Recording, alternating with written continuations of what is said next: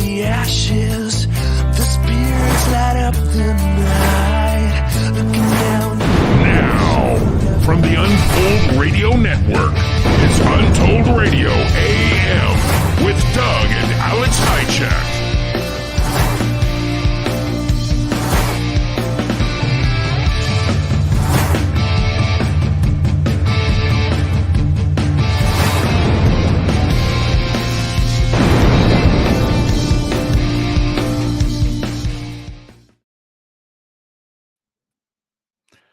Hey ho, how are you?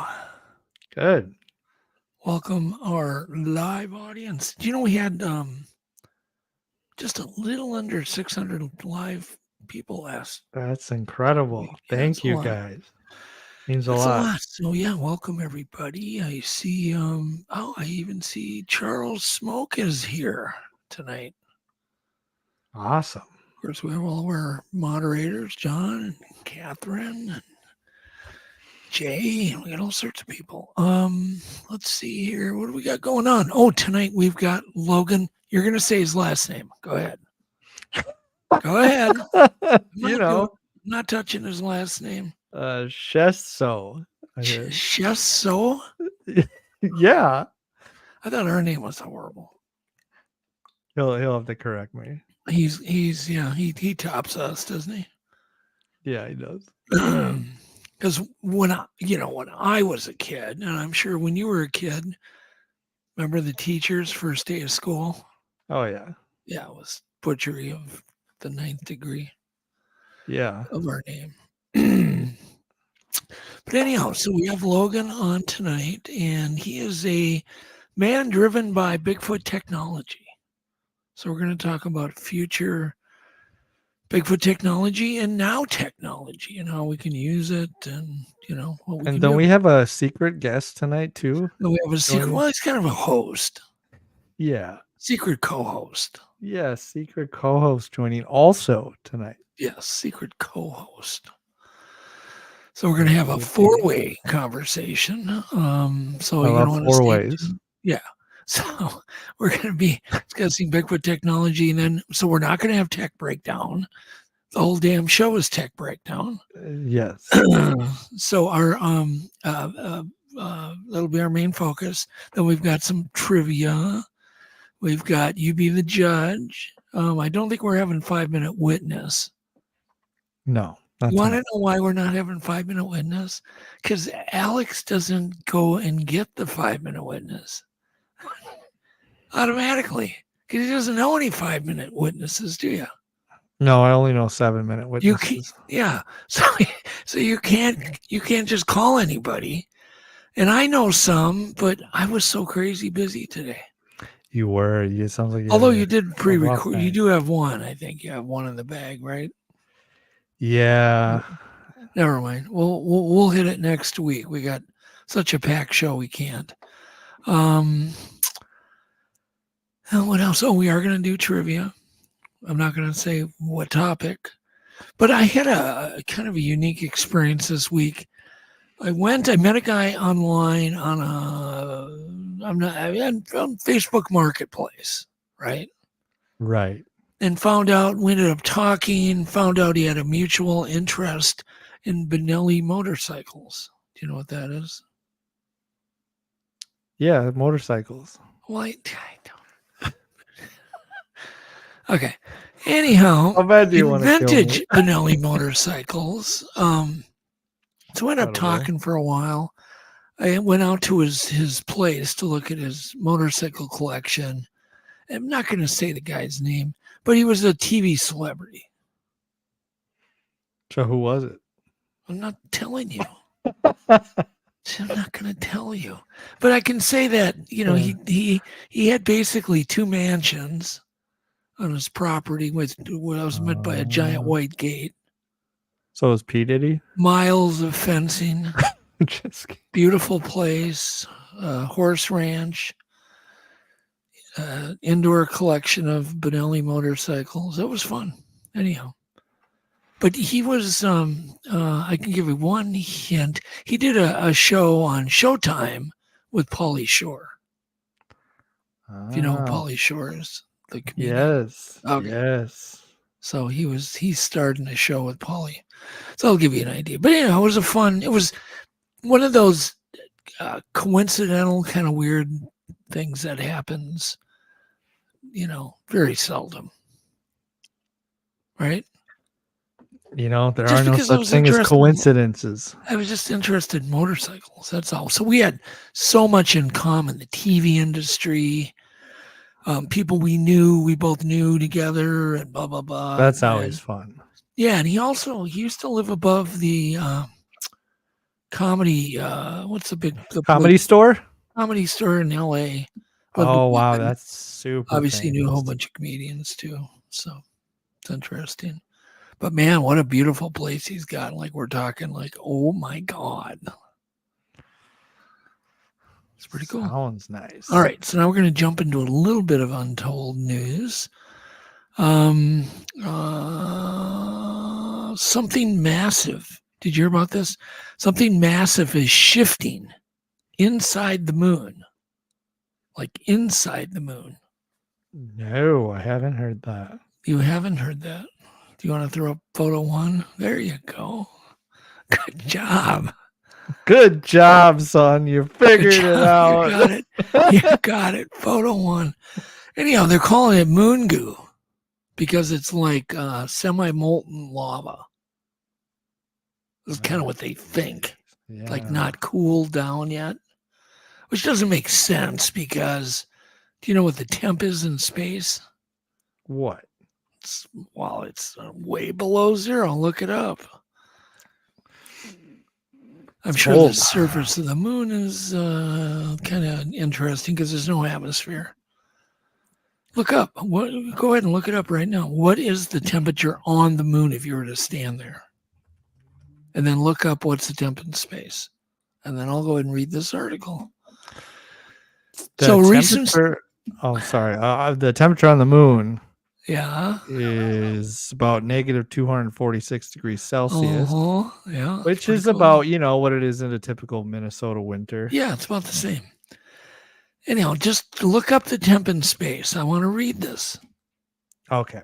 All right. You ready? I'm ready. Okay. A recent study from scientists at NASA and the University of Arizona found that a layer of low viscosity goo sits between the moon's rugged mantle and its metal core. Now, how they know it's a metal core? I've heard it's hollow. The goo is rising and falling like a lava lamp. Huh? Ooh. That's just another mystery of the moon. And you can go on, it's a bunch of gobbledygook in the article, blah, blah, blah. But they say it's malleable and it's goo-like form. And it may have profound implications. Ooh, I like the sound of that. You know what I did? Drill a big hole, let the goo leak out. Yeah, let it leak. Like an oil change. Yeah. An oil change. It's like, how did they? I just wonder, who lays awake at night and wonder what's inside the moon? I don't. Do you? For decades now. You do? Okay. Keeps you awake at night? Yeah.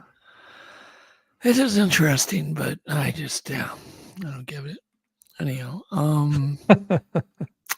And then they have sent a spacecraft to investigate a extraterrestrial crash scene, which was when they blew up a comet.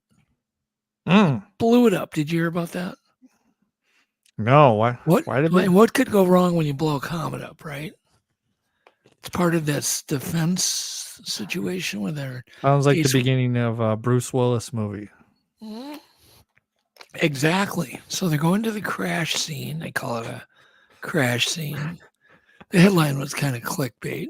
It says the European Space Agency, ESA, has just launched its much anticipated effort to explore the wreckage of an asteroid.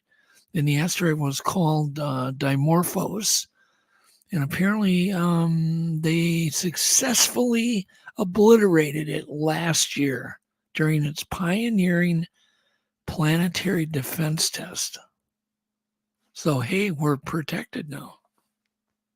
Thank God. But what if this thing would have split up in like two pieces, shoved it off course, and then this asteroid ends up, what could go wrong when you dink around with stuff like this?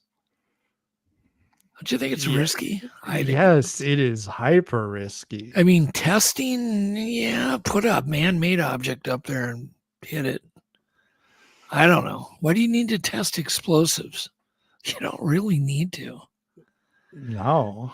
It says this mission marks the next phase of NASA's double asteroid redirection test called DART. DART. I like an that effort code that word. involves smashing an asteroid system with a sacrificial spacecraft to see if humanity could meaningfully alter the course of a potentially dangerous asteroid. Right? Right. For a space donut. For a space donut. Space donut. Okay. Enough of that crap. And then, speaking of crashes, did you hear about the 100 raccoons that showed up in some lady's home? No. They just not only showed up, but they crashed her home. So bad she had to call 911 apparently because they were being aggressive to her. I was like, just picture getting up in the morning, and you're whistling, you had your coffee, and you're heading to work, and you head out head to your car, and you see this. You're gonna think it's the end of the world, right? Right. Scary. I'd be looking for Noah. Apparently, this happened in Washington. They were 100 hungry raccoons.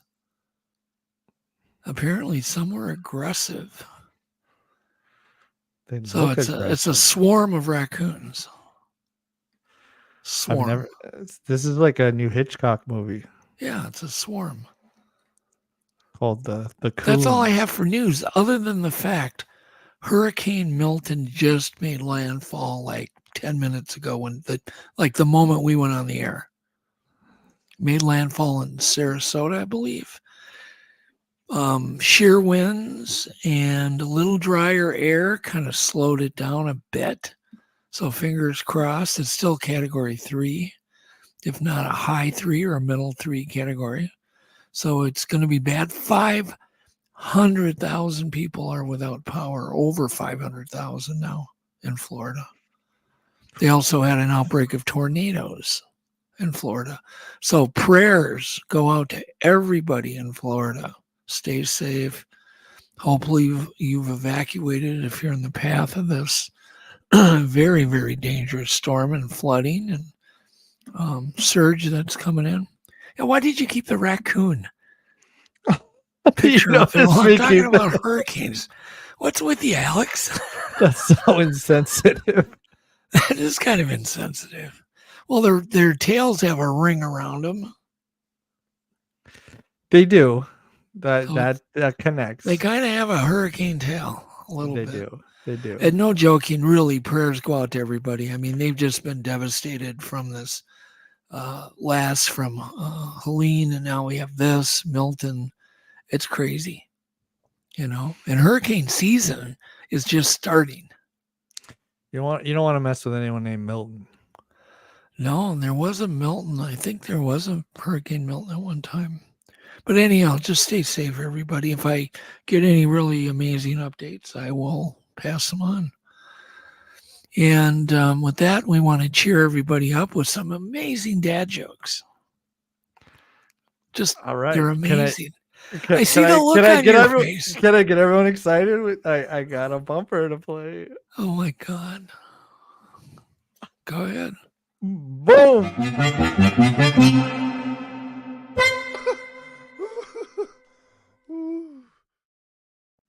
And they are bad. They're really bad. So, Alex, what did the baby corn say to the mama corn? What did it say? You figured out. Where's popcorn? Where's popcorn? Yeah, what did the baby corn say to the mama corn? Where's popcorn?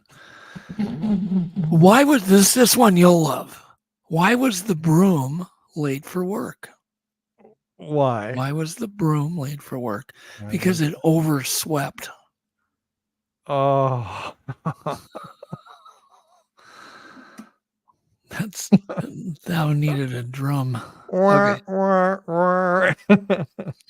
Okay, this one's kind of a mom joke. Why do people think Cinderella hates soccer?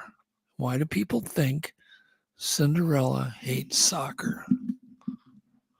I don't know. Because she keeps running away from the ball. Oh, the ball. Get it? A ball. Yeah. What happens to an illegally parked frog? Come on. What happens to an illegally parked frog? An illegally parked frog. What happens to him? Yeah. What It gets towed away. Towed away. Anyone? That's my favorite one. Okay, last one. What do you call a moose that everybody knows? I don't know. Famous. Ooh. That was really bad. Famous. On a scale of 1 to 10 of bad, that was like a 10. I was charged up. You were? Yeah. Okay. See, remember the illegally parked frog joke? Yes. That you get towed away. That brings us right to our next section of trivia on frogs. Okay. Can I get everyone ready? You can. We gotta then everybody think about who wants to play Alex and some trivia. Right. Think about it, guys. I'm an expert at overthinking things that I shouldn't. You come across as a cool guy, someone who's the opposite. Let's really stump Alex. Okay. You ready, Alex? Yes. Now, who is going to play Alex? Someone leap in. Yeah, play that song. I like that. Nice. That's good. Somebody leap in. John says, oh, you're so witty, John. Oh, John, you should leap in. Eric says he's playing. Okay, you're going to play Eric. All right. Eric likes trivia, I think. Okay. All right, Eric, you're playing. I'm putting your thing up, Eric. Should I give you a handicap, Eric? No, just kidding. Yeah, I need him to have a handicap.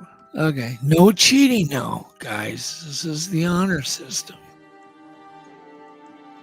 All right, 1 gram of toxin produced by the skin of a golden poison dart frog could unalive, is it 10,000 people or 100,000 people?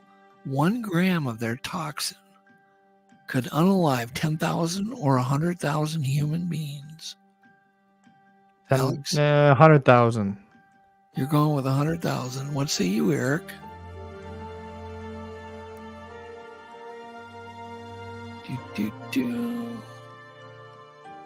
Rabbit says 100. Elton says 10,000. Nixon says 10. What do you say, Eric? Eric just goes no. Come on. Okay, he says 10K. Alex, you have 1 point.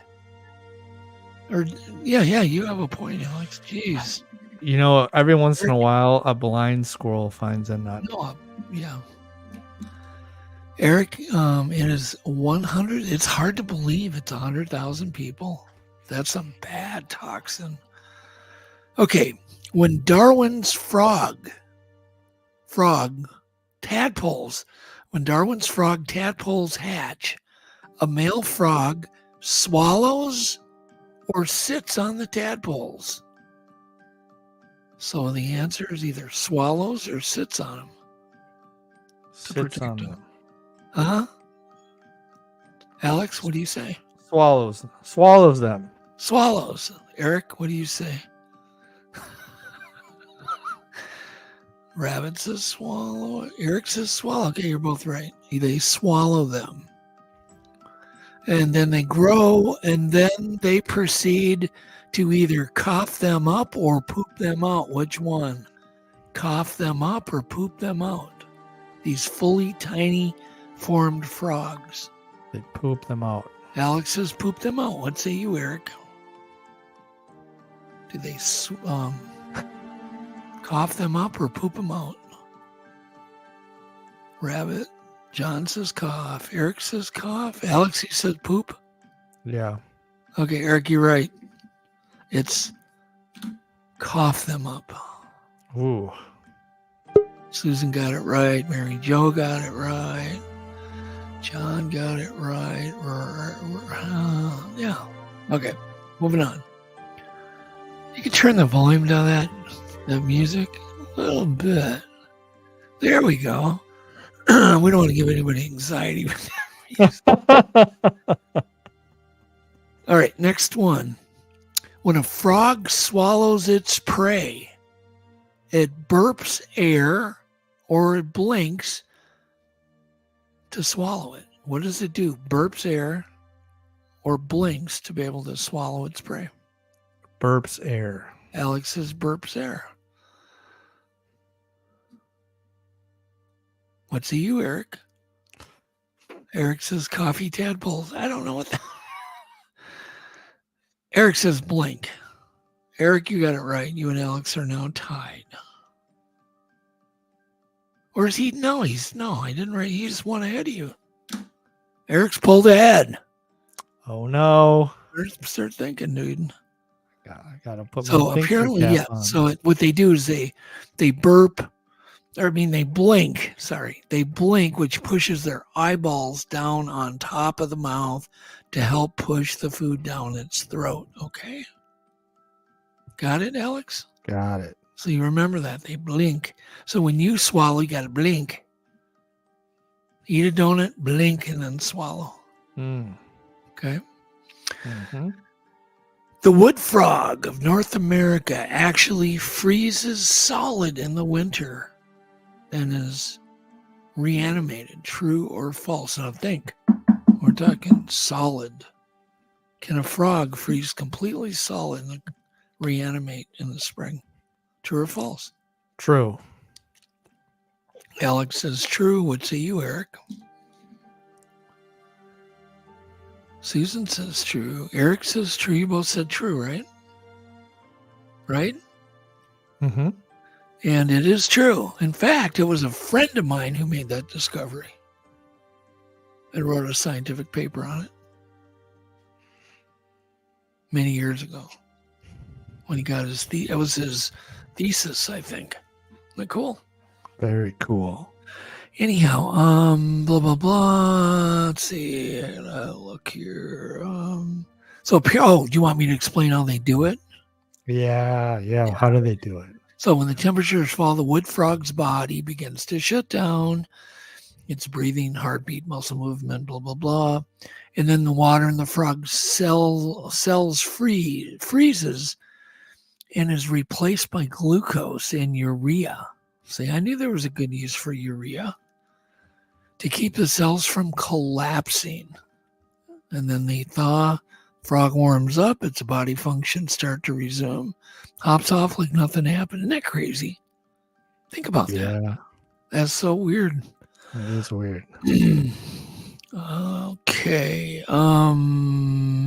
The glass frog has a translucent skin so you can see its brain or its internal organs. Its brain or its internal organs. It's internal organs. Alex picks internal organs. Eric, what say you? Eric Sorensen is playing Alex Hajicek. Eric says he saved a toad from a snake. Susan says internals. Jen says internals. Nixon says internal. Come on, Eric. Oh, Eric already did it. You're both right. You said internals, right? Yes. You were both right, so it's a non-counter. The waxy monkey frog. Do you want to own a waxy monkey frog, Alex? I'll get you one for your Christmas. Oh, I love it. Would you like a waxy monkey frog for your Yes. present? Okay. It comes with a free cage. Very cool. Okay, here we go. The waxy monkey frog secretes some wax from its neck, and it uses its legs to rub the wax on its feet for long distance hopping, or does it rub it all over its body? Does it rub it on its feet so it can, leap, grip better and leap?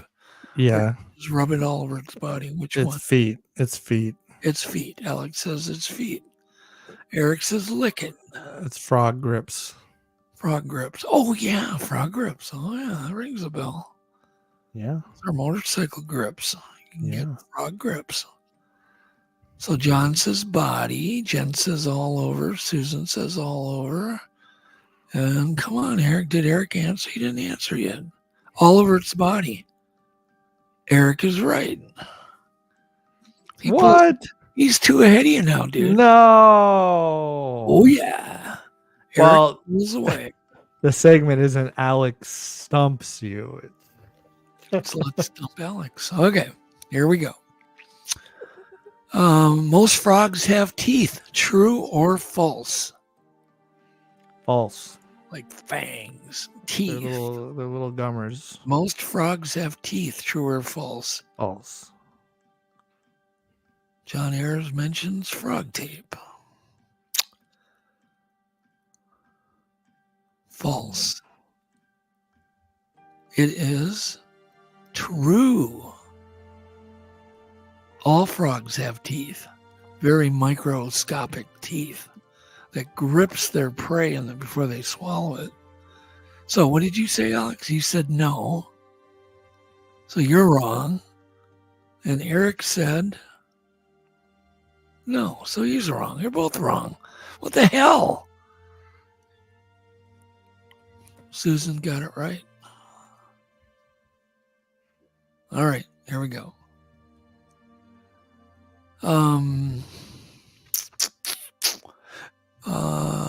The biggest frog in the world is called the Goliath frog.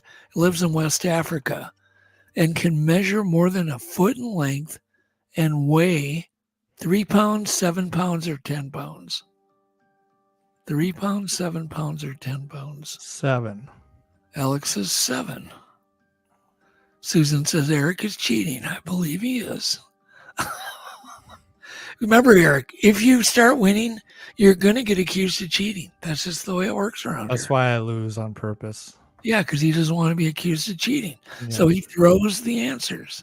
I throw them because I can't handle the pressure. No. He doesn't like to be called a cheater. Yeah. Now see how you moved that onto Eric now? Yep. So I now love he's it. cheating. He's cheating. That's awesome. He goes, I don't even have my glasses on. Okay, Eric, it's 3 pounds, 7 pounds, or 10 pounds for the Goliath frog who lives in Africa. Pick one. 7.3. Tennessee, Kentucky Bigfoot says. Oh, my goodness. Come on, Eric. Oh, he said 10 pounds. Eric, you're wrong. Alex, you are right. Yes. You got one more to catch up to the man. Okay. There is a type of poison dart frog called the blue jean frog, right? It has a red body with blue legs, or does it have a blue body with red legs? Blue body with red legs, or red Blue. legs? Or red body with blue legs? Blue Just body say the with words red body. legs. Blue body? Blue bodied. Okay. Eric, what say you? What say you, Eric? Does the poison dart frog have a poison dart frog called the blue jean frog? Does it have a red body or a blue body? Doug needs to put I got my glasses on. Red Can I- body. Eric says spell- red body. Okay. Alex?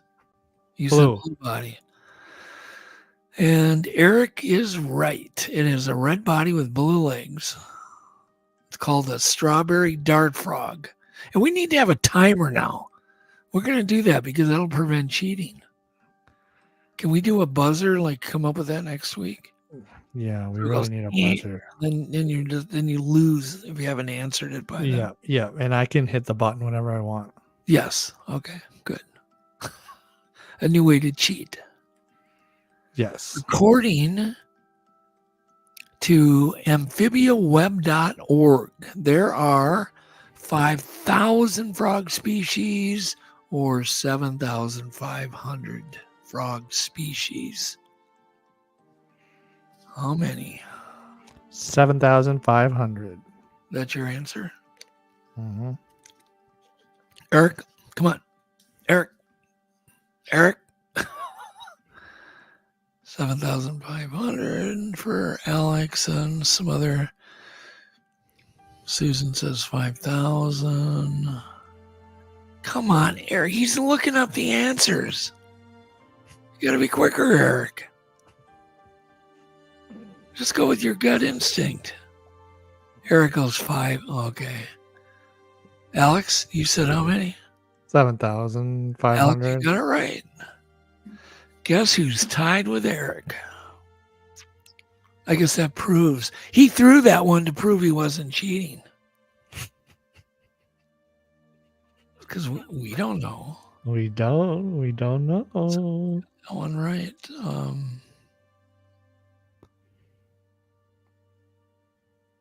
Jen got it right. Susan says, wake up, Eric. Oh, man. Susan's on Eric's case. Out of fun. Rabbit got it right. John Ayers got it right. Okay. Frogs are carnivores their entire lives. True or false? Frogs eat meat their entire life. True or false? They're carnivores exclusively. Carnivores. Alex, go. True or false? The true. True. Okay. What say you, Eric? Come on, it's true or false? Just say true or false.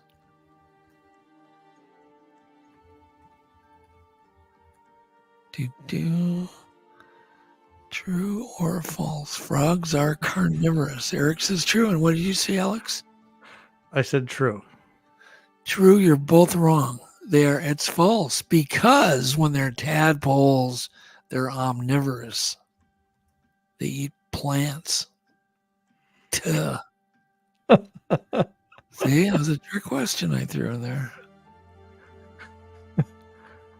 What? What's so funny? I just can't get a break around here. No, you can't. I'll give you a break. Anyhow. Okay, here's a good one. Frogs are cannibals. True or false? Come on, quick. True. Alex says true. What's you, Eric?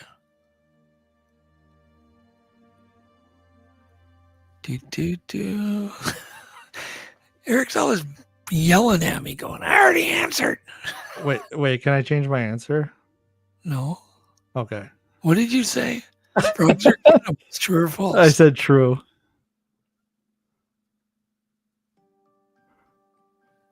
You said true? Eric, what do Yeah. you say? Come on, Eric. He's looking it up. Stop. True. He said they're cannibals. True. And you said false. Yeah, I said true. You said true. Yes. Frogs are cannibals. True. You both got it right. Nice. Non-counter. Anybody who said true, you got it right. I came up with that answer all by myself, too. Susan said she just saw it on Facebook, so it must be true. Mark did not get it right. We still love you, Mark. Okay, here we go.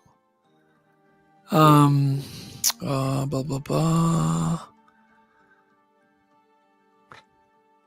Generally, aquatic frog. Now, keep in mind, aquatic frogs can jump between 1 to 25 their own body length, or is it 44 times their own body length? It's either 25 times their body length or 44 times their body length. Which one? 44. 44? Eric, what say you? Eric says he's one up. No, I don't know. I got 4 and 4, but maybe he's right. We'll have to do I'll have to just give it to him. Go ahead. Which one? John Harris says 44. What do you say, Eric? 25? 20. He's taking too long to answer, Eric. I'm changing mine to 20 for some reason. You can. I haven't given the answer yet. Okay. 25. I thought about it. Okay. You can. Eric says 25. You're both wrong. 44 times their body length. They can jump. That was my original answer, so I will count that as half a point. No, a non-counter. So it didn't matter. We need just a quick tiebreaker here. Okay, this will be the tiebreaker. You ready? Oh no, I've got one more. Okay, frogs love the sun. True or false? You know, they have their little head peeping out of the water and they kind of warming up their body. They love the sun or don't? They hate the sun. Alex says they hate the sun. What say you, Eric? We got to get that timer. John says false. Frogs love the sun. True or false? Susan says false. Rabbit says they love. Mark says it's false.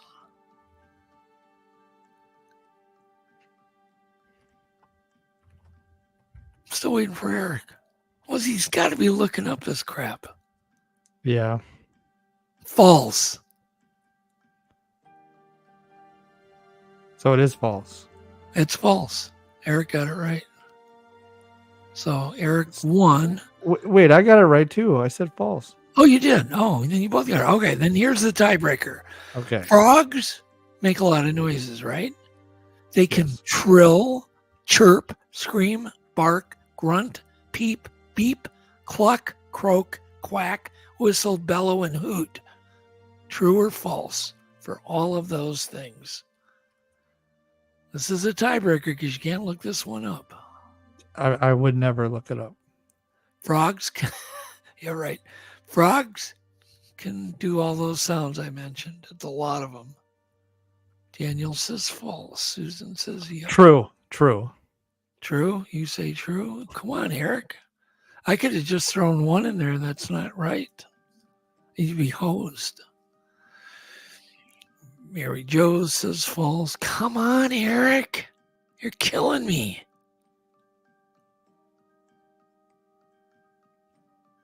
Jeez. Mark says false. How many more seconds we're giving Eric? 5, 1. Oh, he says true. The answer is false. They do not like the sun.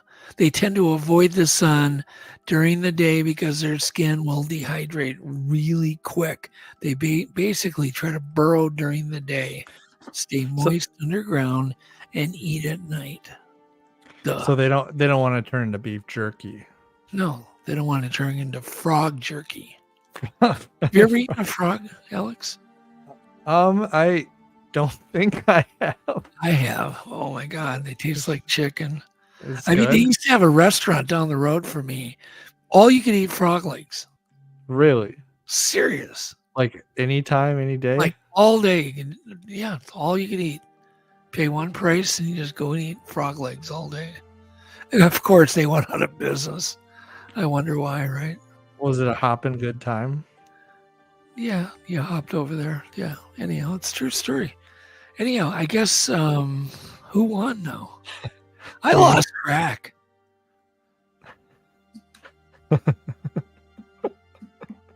Did I win? Did I actually win for once? I don't know. Eric, who won? Eric. I won. lost. You know what? There's no way I could have won. Eric lost. What's the point of this segment? No, I think Eric won. Yeah, I think so. Eric, who won? All right. Next is you be the judge. Eric, you can post who won. I lost track. I was having too much fun. Everybody All right. did good. All right. You be the You're- judge. Some couple of really cool clips. Go ahead. All right, guys. Untold Radio AM presents You Be the Judge. Is this strange video clip real, or is it fake? Or could it just be a simple misidentification? What do you think?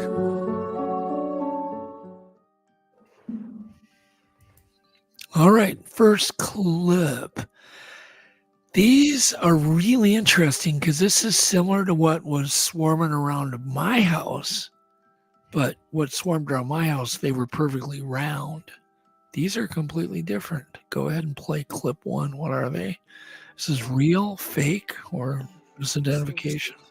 October 7th, 2024, 4 Now you can play it. p.m. Dude, what is it? It's like 1,000. A little that ominous. All right, shut the sound up. Shut the sound up. I'm sorry, I couldn't hear you. Shut the sound up. Oh, gee. It's fine. All right, that's Okay, good. Kill it, This is some kill it, good, kill it, good build kill up. it, kill Kill it. it. Kill it. So what do you think? I think it's real. You think it's real? Okay. What do you think they are? Things. Bring Adam on right now. Our surprise co-host. Surprise! Guess who? Here. And Adam Colt is not a guest. You don't get guest status. You are Okay. a co-host. No more guest status. You have co-host status. All right. You've leveled up. Woo! So All if I right. have to go pee or anything, I can just do it. And you'll take Plus over. 1. Yeah, exactly. Thank Yeah, you. +1. What is this? I think it looks really cool, but it might be Mylar balloons because they're not like moving very fast and they're all kind of drifting together. Yeah, but you know how much Mylar balloons cost? Because that would cost somebody hundreds of dollars. Yeah, I don't know. I think they're not that expensive, but And they're square. They're not round. Can you blow that up, Alex? So well? I think you can get Mylar balloons in any shape. I mean, it's a cool video. Will you please buy me a square Mylar balloon next Okay. week? Yeah. Now, obviously, when you got the military tracking something at high speed, that's No, not no, we're not talking about that. I know that one's real. I'm talking about the other one. He keeps playing. Alex, he can't hear us. Gotcha. I can hear you. Oh, we'll play it over again. We want to look at the square balloons, not the other one. The balloon. I just said Yeah. square balloons. You know, my brother lives down in Florida, and he sees a lot of stuff off the coast as well. So Does I mean, he? it could be legit. Oh, so you're thinking Mylar balloons, Alex, is real? I think they could be real only because of what I've seen. Yeah, My own eyes. And I saw them close. yeah, but They were I've not seen- balloons. I've They were- seen your video, Doug, and they were flocking. Yeah, they There were. was those flock. balloons. I'm going to call them balloons. Were not flocking or didn't have any sort of behavior. So, Yeah, I but don't- maybe they're taking a break. Yeah. All Just right, coach- next clip 2. Sound is good on this one, Alex. So this person says, or the person posting it says this is an angel caught on camera and it's shifting dimensions. So you be the judge. What do you think? Adam, is that you?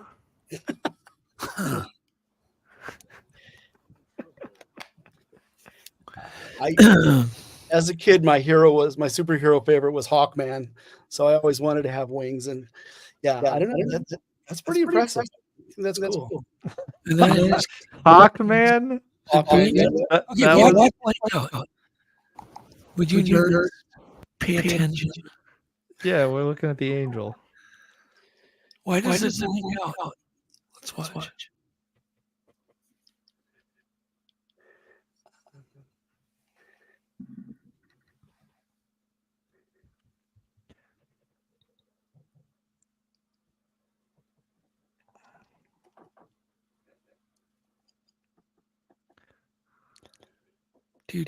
Gonna blink out. Oh, there he blinks. Okay. Here, I'll just loop this. Yeah. Yeah, like it's like you went into a dimension. All right. Doug, you get an echo on your microphone for some reason. Guys, if anybody has their volume on, do you have headphones on? Turn it down, Adam. Yeah, my volume's really low right now. Okay, good. Now the echo went away. Okay, so what do you think? I don't know. Audience think? Wow. It's hard to say, but it looks cool. It looks legit. Looks legit. Everybody was just yelling at me about the echo. I think I've seen that clip, and it's nice to see clips that were like filmed before all the AI now, because you can pretty much generate anything with AI. Could be flocking little birds. We've got balloon. We've got fake.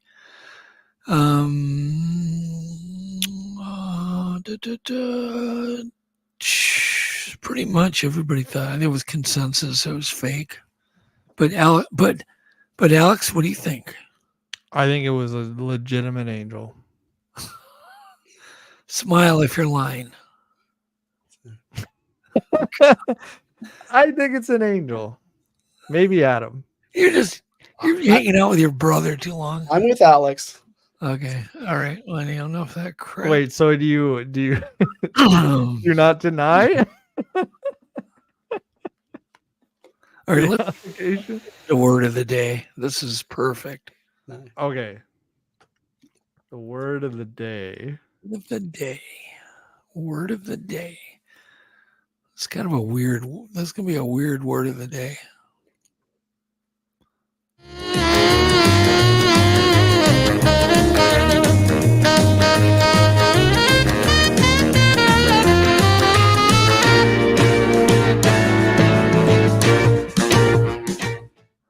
So you saw that said blank SHIT, right? Mm-hmm. And all we're going to have to do is play the video and you'll all understand. This is important to know all of these. Alex, just read the blank word and then the other part. The blank word and then the first word and then the other part, but don't say the SA. So dog blank. Yes. Very poor quality. So dog blank equals very poor quality, right? Dog shh. All right. You can say shh. Bullsh.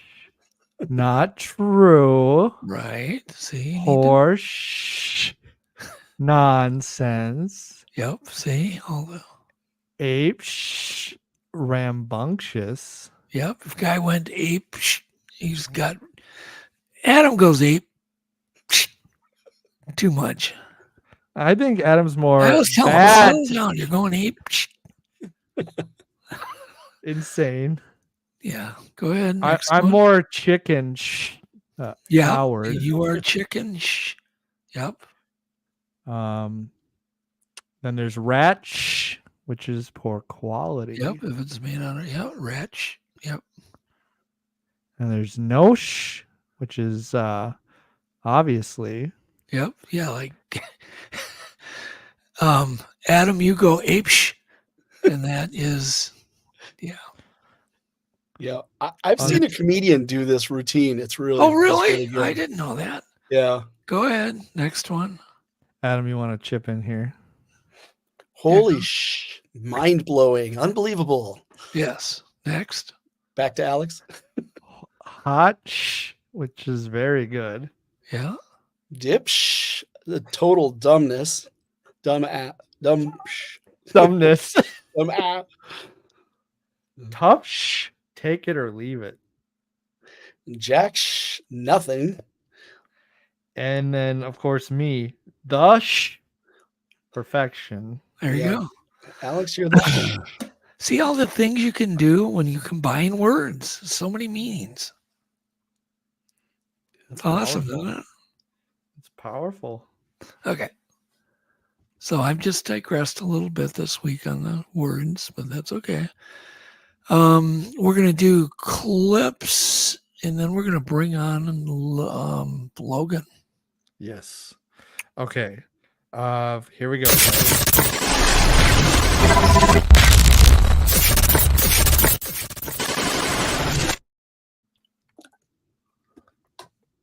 All right, clip one. Sound is good, and it's bad enough to have your home flooded. And this is just a huge no. Now, just think about your home being flooded, which is happening right now as we speak, where the ocean intrudes into your home. You come back to check on it, and this happens. What these people are going through is no joke. Go ahead. Oh my goodness. Holy shit. See, there was that word. I didn't even know that. I swear I did not know that guy said holy.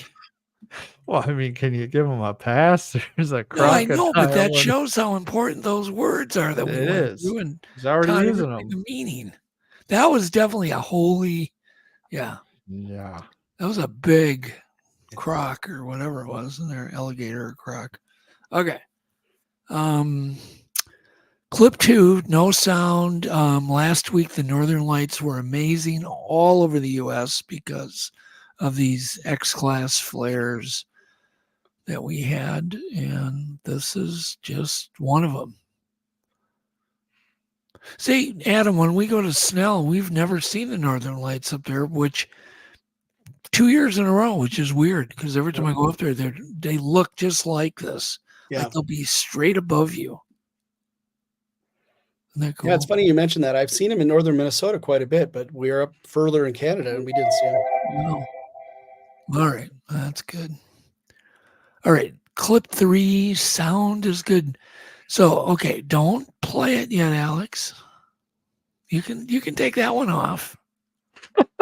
Jeez. Clip three, the sound is good. Now, this is a Mustang car, right? Is the center of attention. Normally, under a Mustang hood, you have horses, right? Horsepower. So you have horses under a Mustang hood. Go ahead and play clip three. Sounds good. Open it.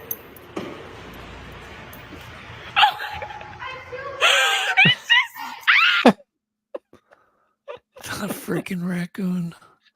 It's a So what raccoon would you power. have said? What SH word would you have said had the raccoon, the trash panda, jumped out at you? I think the crocodile, what he said, the It would have been holy. the holy one? Yeah. Holy? Definitely holy? Okay. Yeah. Clip four. No sound. It just fell from the sky. What is it? I have no idea. Go ahead and play it. Is that Superman falling from Just watch it. It's probably one of those square things that we saw that in the You Be the Judge clip. Looks like yeah, it's falling. one of those square Mylar balloons? Yeah, it's a Mylar Well, balloon. it's obviously burning and leaving a smoke trail behind Yeah. it. So do you think it might be a flare? I don't know. It could be, I guess. So, Oh no. That happened to me one time. I was riding my bike. yeah. Stopped, you know that. Did I ever take you to the boardwalk? Through the forest? Yes, yeah. and the swamp? I've been on Okay. the boardwalk with you. So I stopped at the deck and I was there with Alex's brother and my daughter.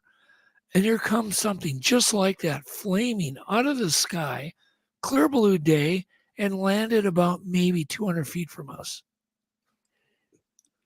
Did you retrieve it? I wasn't, you can't, it's in the swamp. Okay. So you're on the deck watching it land in the swamp.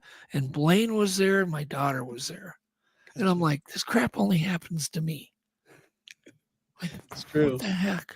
That was so weird. So weird. Me and Adam had an experience the other day. We're trying to figure out was a banner getting pulled by an airplane. Remember? But it looked, because we couldn't see the airplane because it was so foggy out, or right? That was clever. Yeah, and it was just a big square thing in the sky, and like that's unusual. Yeah, it was no plane. Yeah. Okay.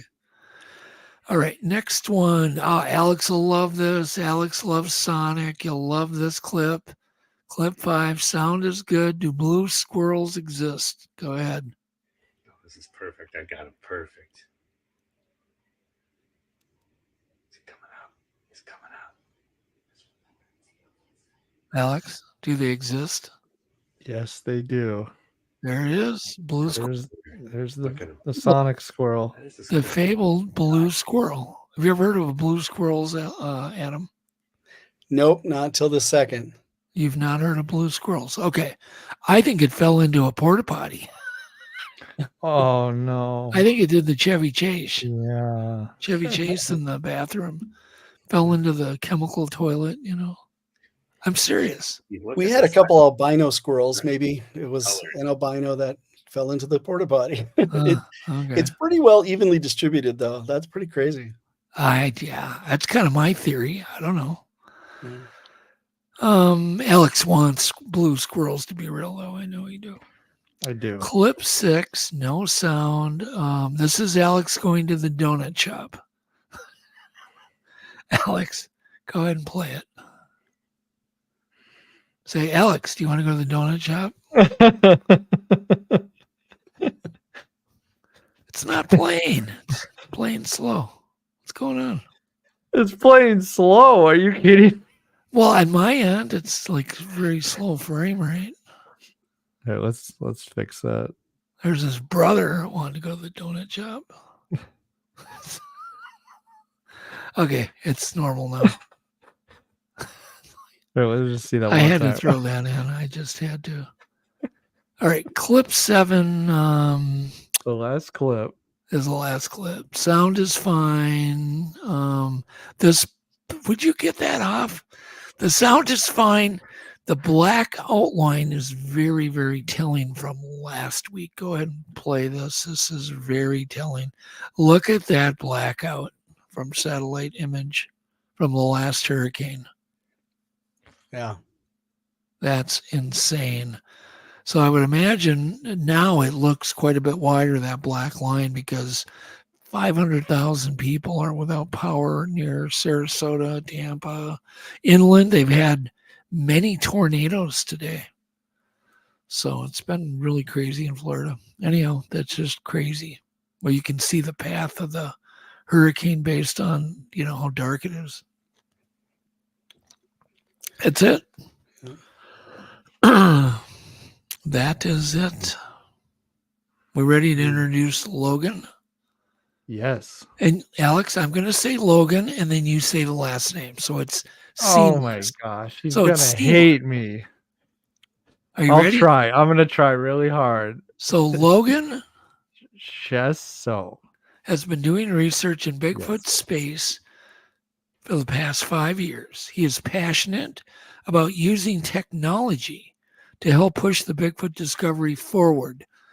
He's open to collaborating with different people, which is one of the reasons that he's on tonight.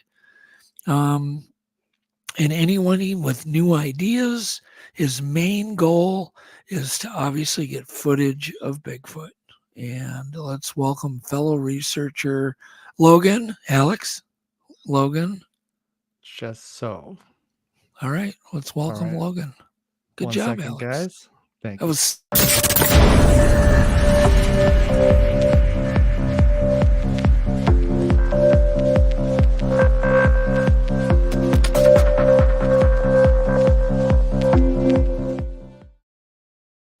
Welcome. Hey, good to be here. Welcome, Logan. Gee, long time no talk. I know, right? We talked yesterday. I'm back. Anyhow, yeah, we had I wouldn't say it was real long. We should have recorded that conversation. Right. Could have double dipped. Yeah, we could have just played the recording. Yeah, it's definitely a lot of good stuff.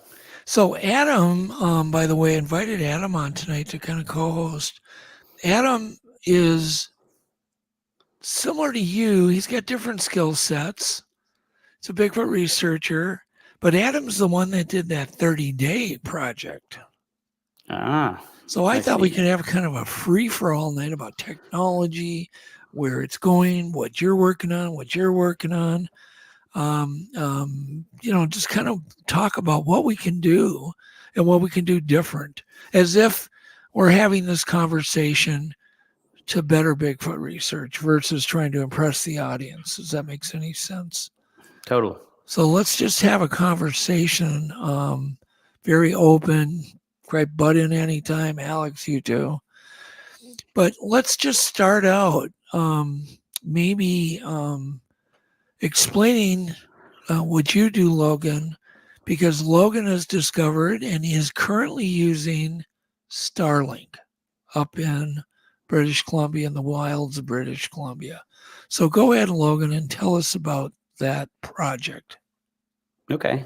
So trying to, like you said, get as much eyes on Bigfoot and people into the subject as possible. So my idea was to try to do almost like a live feed of a live Bigfoot research area, right? So I've been out to this site several times and had a lot of activity out there. So kind of came into fruition from there. But I have two pretty decent cameras out there right now that are they're power over Ethernet cameras that are going to some batteries and some solar, and we got a generator that's going up here in a day or two that's going to be beneficial to keeping it up and more stable. And then yeah, so basically I have that system, and I built I know there's different ways of doing things, but I really wanted to kind of build a kind of open-ended like cloud DVR system. So I'm using a lot of cloud native technology to pump all the video cache into 2-hour buckets and saving it all and having it retrievable and really just time stamped and like really organized and archived. So it's getting to the point where I'm trying to get it to be event driven, to where I have a system architecture that basically looks for spikes, looks for movement, does everything on the back end, and then does all the reporting. Basically, it grabs all the data clips, puts them into one MP4 file, and then it dumps it into a repository to where I don't have to go and search and do a lot of the manual labor. Right now, it's kind of in between that state. This all sounds familiar, right, Adam? Yeah. Oh, yeah. So, and then I have an app wrapped around it. So, really wanted to bring it to people and have people collaborate and, have lots of eyes. So I have this app that's wrapped around the live video feed that people can log into. And then there's a couple of databases allocated to it where you can do reportings, have some video upload stuff. So it's like a little micro YouTube, not as good as YouTube, but micro YouTube. I'll just put it that way. And then I'm trying to get a lot of other features put into it to where you can request video. You can basically you go and say, I want to look at hour 2 of November 7th, 2 a.m. or whatever. And you can go watch it and see if you can see anything, or if you think you saw something or you heard something, you can actually go do it yourself and report on it.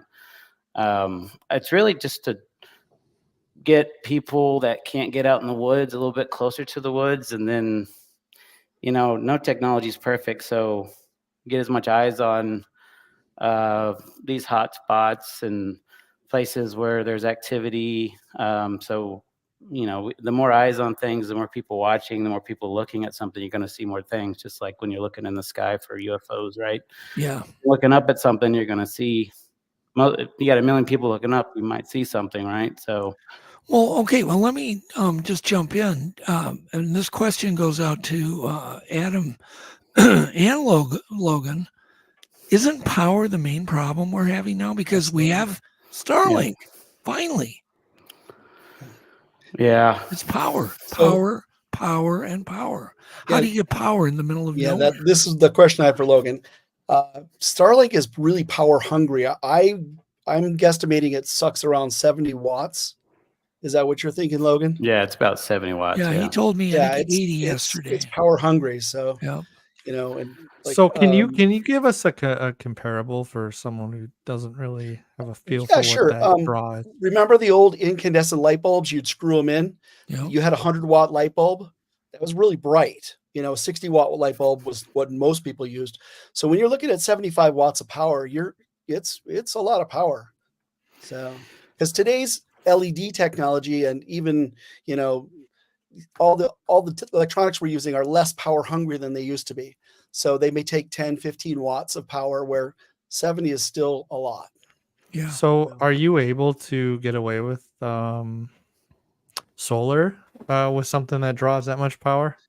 Well, in theory, or I don't know, is the question to me or Adam? Yeah, Sorry. yeah, go ahead. Just dive in. Don't worry, guys. You Okay, just dive in. In theory, it like the specs that we have out there, it should be able to accommodate. It's just we're finding that the solar panels, like, they'll get too hot and they won't produce, right? And a lot of them will expand and kind of only give like half the wattage. So like I think we have like 8 to 10 panels out there, some 300, some 500, and it's like we've been going out there for like research like every other week. So we'll use generators when they're not working. But in theory, we were thinking, like I did a lot of specs on it, that it would be somewhat self-sufficient as long as there's enough light during the day. But we're finding that even like the solar we have out there is like really, it needs like a backup system. So, and we have a big independent battery just for Starlink and another big independent battery for the camera system. And I was trying to make it simple as possible, but we need how about much was the battery, Logan, for the big Starlink? I think it was about $5,000. Yeah. And it's like a big Anchor one that has a lot of fun stuff on it. But it actually has a fan on it where it kind of cools it. Is it lithium ion? Yeah, it is. Okay. But it'll power that Starlink system for 3 days as long as it's getting like with no input from solar. The problem is the solar, the input is not enough. Like it'll eventually die. So like we've been like the big generators we have will recharge it within an hour, but that's the problem we've been facing. So we found a remote start generator that has like a key fob.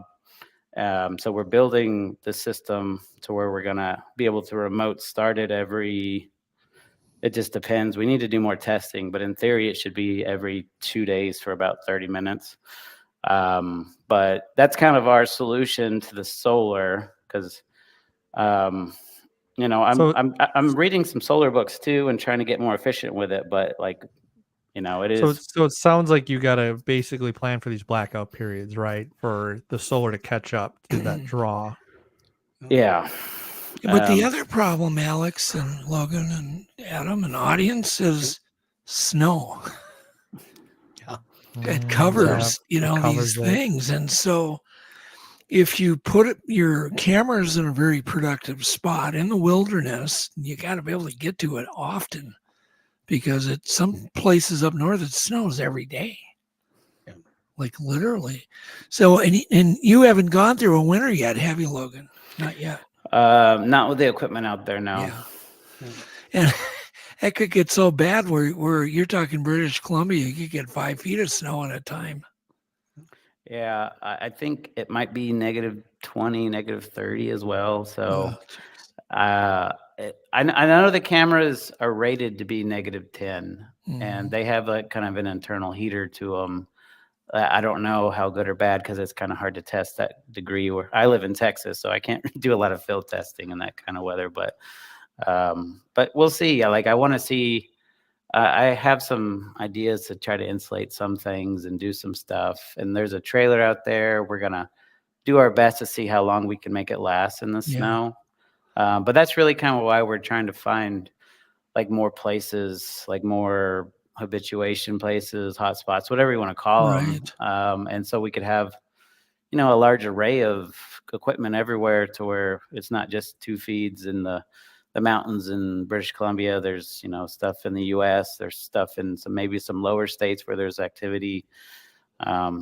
it'd be great if we could get close enough to where we could run some power, so we don't have to run off of batteries and generators. But Right. It's all about finding those spots, right?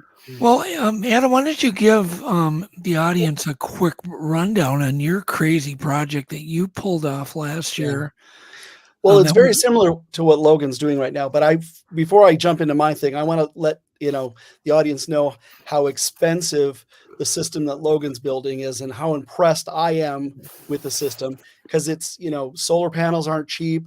Giant Anchor batteries aren't cheap. The cameras aren't cheap. No. So you've got thousands and thousands of dollars out in a location. And the whole point is you don't want humans there. So you leave your gear unattended. And that's, then you don't want people to know where your location is, obviously, because they can just walk out there and take a $5,000 battery. So that's part of the problem that Logan's facing as well. And like you said, bringing power out there would really save our hides in this situation. I had the same problem. Getting solar my solar panels, I was just using the portable ones from Jackery, and the panels are rated for 100 watts, but they would only put out like 60 watts max. Yeah. So I had to, join panels together with Y cables, and that does work. I put 3 panels on one battery on a cloudy day, and I was able to get, 60, 70 watts, where each panel was only doing, 20, 30 watts each, So it's a quick fix. It's a temporary solution. Like Logan said, the remote start generator is going to be great. The problem is you're going to run out of gas at some point. So somebody's going to have to go back up there and fill it. Did you launch this did you go out there and set it up yourself? Yeah, I did. I did a lot of the work. I'm working with a guy up there, but I'd say I did like 85% of it, and he's been helping with the batteries. But I went up there in May and put up the cameras and buried a lot of cables under the ground, because I'm worried about like porcupines and little animals, and I don't need things eating things. Yeah, big animals like to chew on those things, on plastic too. Yeah, that's absolutely true. When I had my system up north, when I retrieved it, there was at least 5 or 6 cables that had been completely chewed through by squirrels and whatnot. I've gotten lucky that I don't think it's been really attacked in that sense. I'm not sure why, but I've double checked and I don't see any animal, chewing or anything. But I buried the power of the Ethernet. I have about 100 feet of cable there, and that's about as far as I wanted to go for latency. But I have that all underground, and it took me a while to do it. Yep. So yeah, it was a labor of love. I've been playing with it I'm from Texas, so I've been playing with it in my backyard and manipulating it since about January. Just trying to get everything right. Logan, are you writing the code for the back end yourself? Yeah. So my background is like automation engineering and site reliability engineering and database backend stuff and a little bit of everything. So I write a lot of Python code, a lot of cloud native stuff with like AWS and GCP, and I work for some big bank and do a bunch of stuff as far as that goes. So I just have like a background in that area, so it just kind of helps me out a bit there, where I know there's a lot of researchers that don't really have that tech background, and kind of like exactly on the ground. And I did some home automation programming with Crestron and AMX and stuff. So I know what you're talking about, but for the audience, Logan is a super nerd. He's really a step up. He's a level up. So Doug asked what I did at my 30-day experience. Because I'm not a programmer, I relied on the AI that was built into the Wyze cameras. So it does a lot of the same things you're talking about. It logs all the timestamps, all the clips, logs everything. And so I relied on Wyze to do a lot of that stuff. One of the problems we have with Wyze is that the content disappears after 14 days. So they recycle all the content. So you gotta get it down off the cloud or you lose it. So that's a problem. Yeah, that's kind of why I wanted it to be kind of a little bit self-built, open source, and like there's I'm probably gonna just like put out a lot of the architecture just out there in the world, just so people could do it. Just some of it would be hard to put some of the code out, but like at least just the framework of how it's set up, right? Yeah. Because it's definitely doable. I'm not a rocket scientist. I just fiddled with it for 8 months, right? So just have a passion for it. But yeah, it's and like I have, my plan is to keep about 6 months of data, which is probably about 18 terabytes, and then put that into cold storage, which makes it cheaper on the repository, but still have it available for like a year. I can't keep it forever, right? You never know when you have like a piece of footage that might have something valuable on it, but that's kind of my idea, to have people kind of be able to get to the archive and dig themselves as well, right?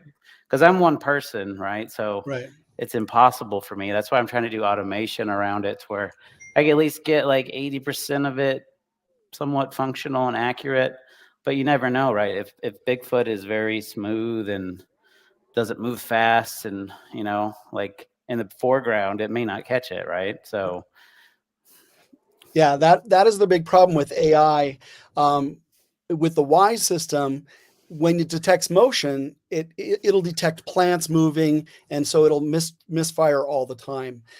I do believe that we'll get to a point where the AI will be smart enough, and relatively quickly here, I think, where you can detect, a person-sized object and say only record when a large creature comes in, or only report when a large creature comes in. Think about all the hundreds of thousands of leaves moving clips we had to go through. Yeah, so many. Oh, jeez. Yeah. So that's why I'm using some Python Vision, kind of like, it's kind of what the smart cars use. It's it's built off of that framework. So I just did a bunch of Python stuff to where it like kind of mutes all the stuff I don't want it to. It's really complicated, to be honest.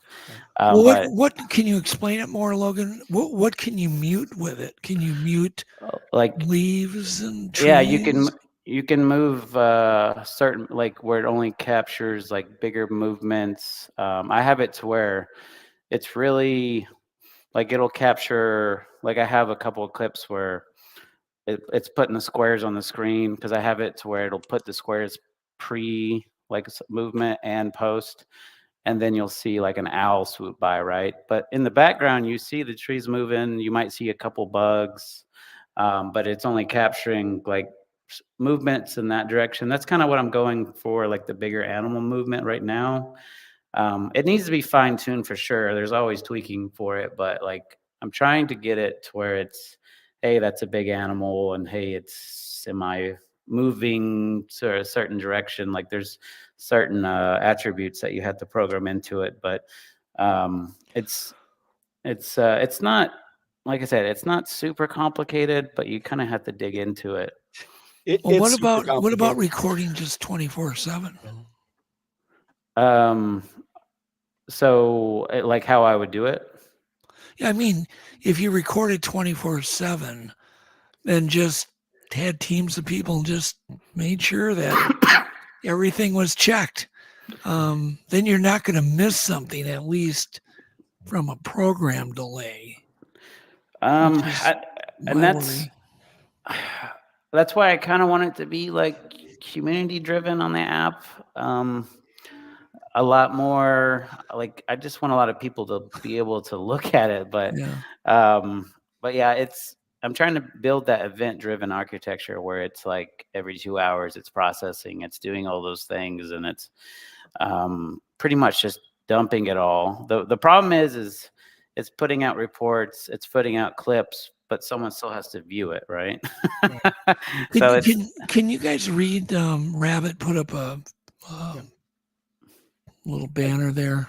Alex, put that back up. There you go. So they keep hearing about advertisement in a podcast of a camera that does that. I don't remember the name. It must be a Wise type camera that he's you can about. set the Wise cameras to record continuously. And we have done that. Right. The problem there is, just like Logan's saying, now you have to review 24 hours of footage rather than just small clips. And also it takes up a lot more data storage. And so now you're talking about having more terabytes in the cloud and more terabytes, and so it takes more eyes. It's going to be, Logan's going to have to design a system where people can log in and look at a certain section of time, because you don't want multiple people reviewing the same material. You want them working on different material all the time too. So okay, but we all agree that AI, if it gets much better, will be amazing for Bigfoot research. AI can do what we're talking about. But how long do you think that's going to be? Logan, what's your opinion? How long? And Adam, what's your opinion? And Alex too, because you use AI a lot. I mean, they have a lot of stuff that's really cool. I think, I don't know how expensive or pricey it is a problem. So I'd say 2 or 3 more years, it'll be more affordable and like better. I'd say 2 to 3 years, it'll be probably five times better than what it is today. Okay. Do you think, how long will it take though, camera companies to incorporate that technology into their, because it's got to be cheap into their boards, to manage to produce them? It's a ring. It just depends what people like want to use it for, because most people just want it on their front door, right? So that kind of stuff I think is easy to do movement, right? It's not. So if those companies would do something more open source, since they're so big, and Amazon owns Ring, but I don't know, like most people don't really care about a lot of that stuff unless you're a hunter, right? Rabbit did mention, no, it only picks up larger animals. It says in the ad that leaves squirrels and leaves blown. Apparently it doesn't film those. So maybe there is something new out. I want to say something to the rest of the viewers here, because we're only addressing the flesh and blood Bigfoot. We're not addressing the paranormal Bigfoot at this point. So we would, to really address both of those issues, we'd have to have infrared cameras and thermal cameras and, starlight cameras. We'd have to have all of these different camera technologies pointing at the same source to, get references. So, I'm distancing myself from paranormal Bigfoot. Everybody can believe what they want, but I distance myself from that just to make sure. And it's good that I don't have a problem with anybody with those opinions, but I can't personally get into it at this point. When Adam is Wise Camera going to identify portals in the AI? Okay. There we go. I hope some of the wise executives actually catch these podcasts sometimes, because they could literally do what we're talking about right now. These companies could just flip a switch and help us out. And they could help us by making cameras that have add-on packs. Like we could add a call blaster to one of their cameras, or we could upgrade the microphones to record better audio, or, do a lot of these things to the cameras that exist right now, but they're not they're the doorbell companies. They're the security companies, and they really don't care about helping us figure out how to make these things work in the woods. But wouldn't I get a lot of false alarms on my Ring? And I depend on those things. I have a lot of them, but you do get false alarms with them, and they drive you nuts, especially 2 a.m. when a cat comes up on the porch. What are your thoughts on the Ring technology, Logan? I mean, I just literally bought a new Ring camera for my front door because I moved. So I think it's fairly good. I think it's user-friendly is what's good about it. And, I don't like paying the $10-15 a month for it, right? To keep the clips. That's my problem. So to me, I want to buy like a closed loop system where I just build it myself. Yeah. But, I'm just trying to do the easy thing for right now. But I think it's good technology. I mean, Amazon thought it was good enough to buy it for billions of dollars. So, well, one of the things we could do if we do a new project, we could hook up with a company like Wild Earth or somebody that I've hooked up with in the past that archived everything and did the distribution worldwide and advertised it and did all sorts of stuff.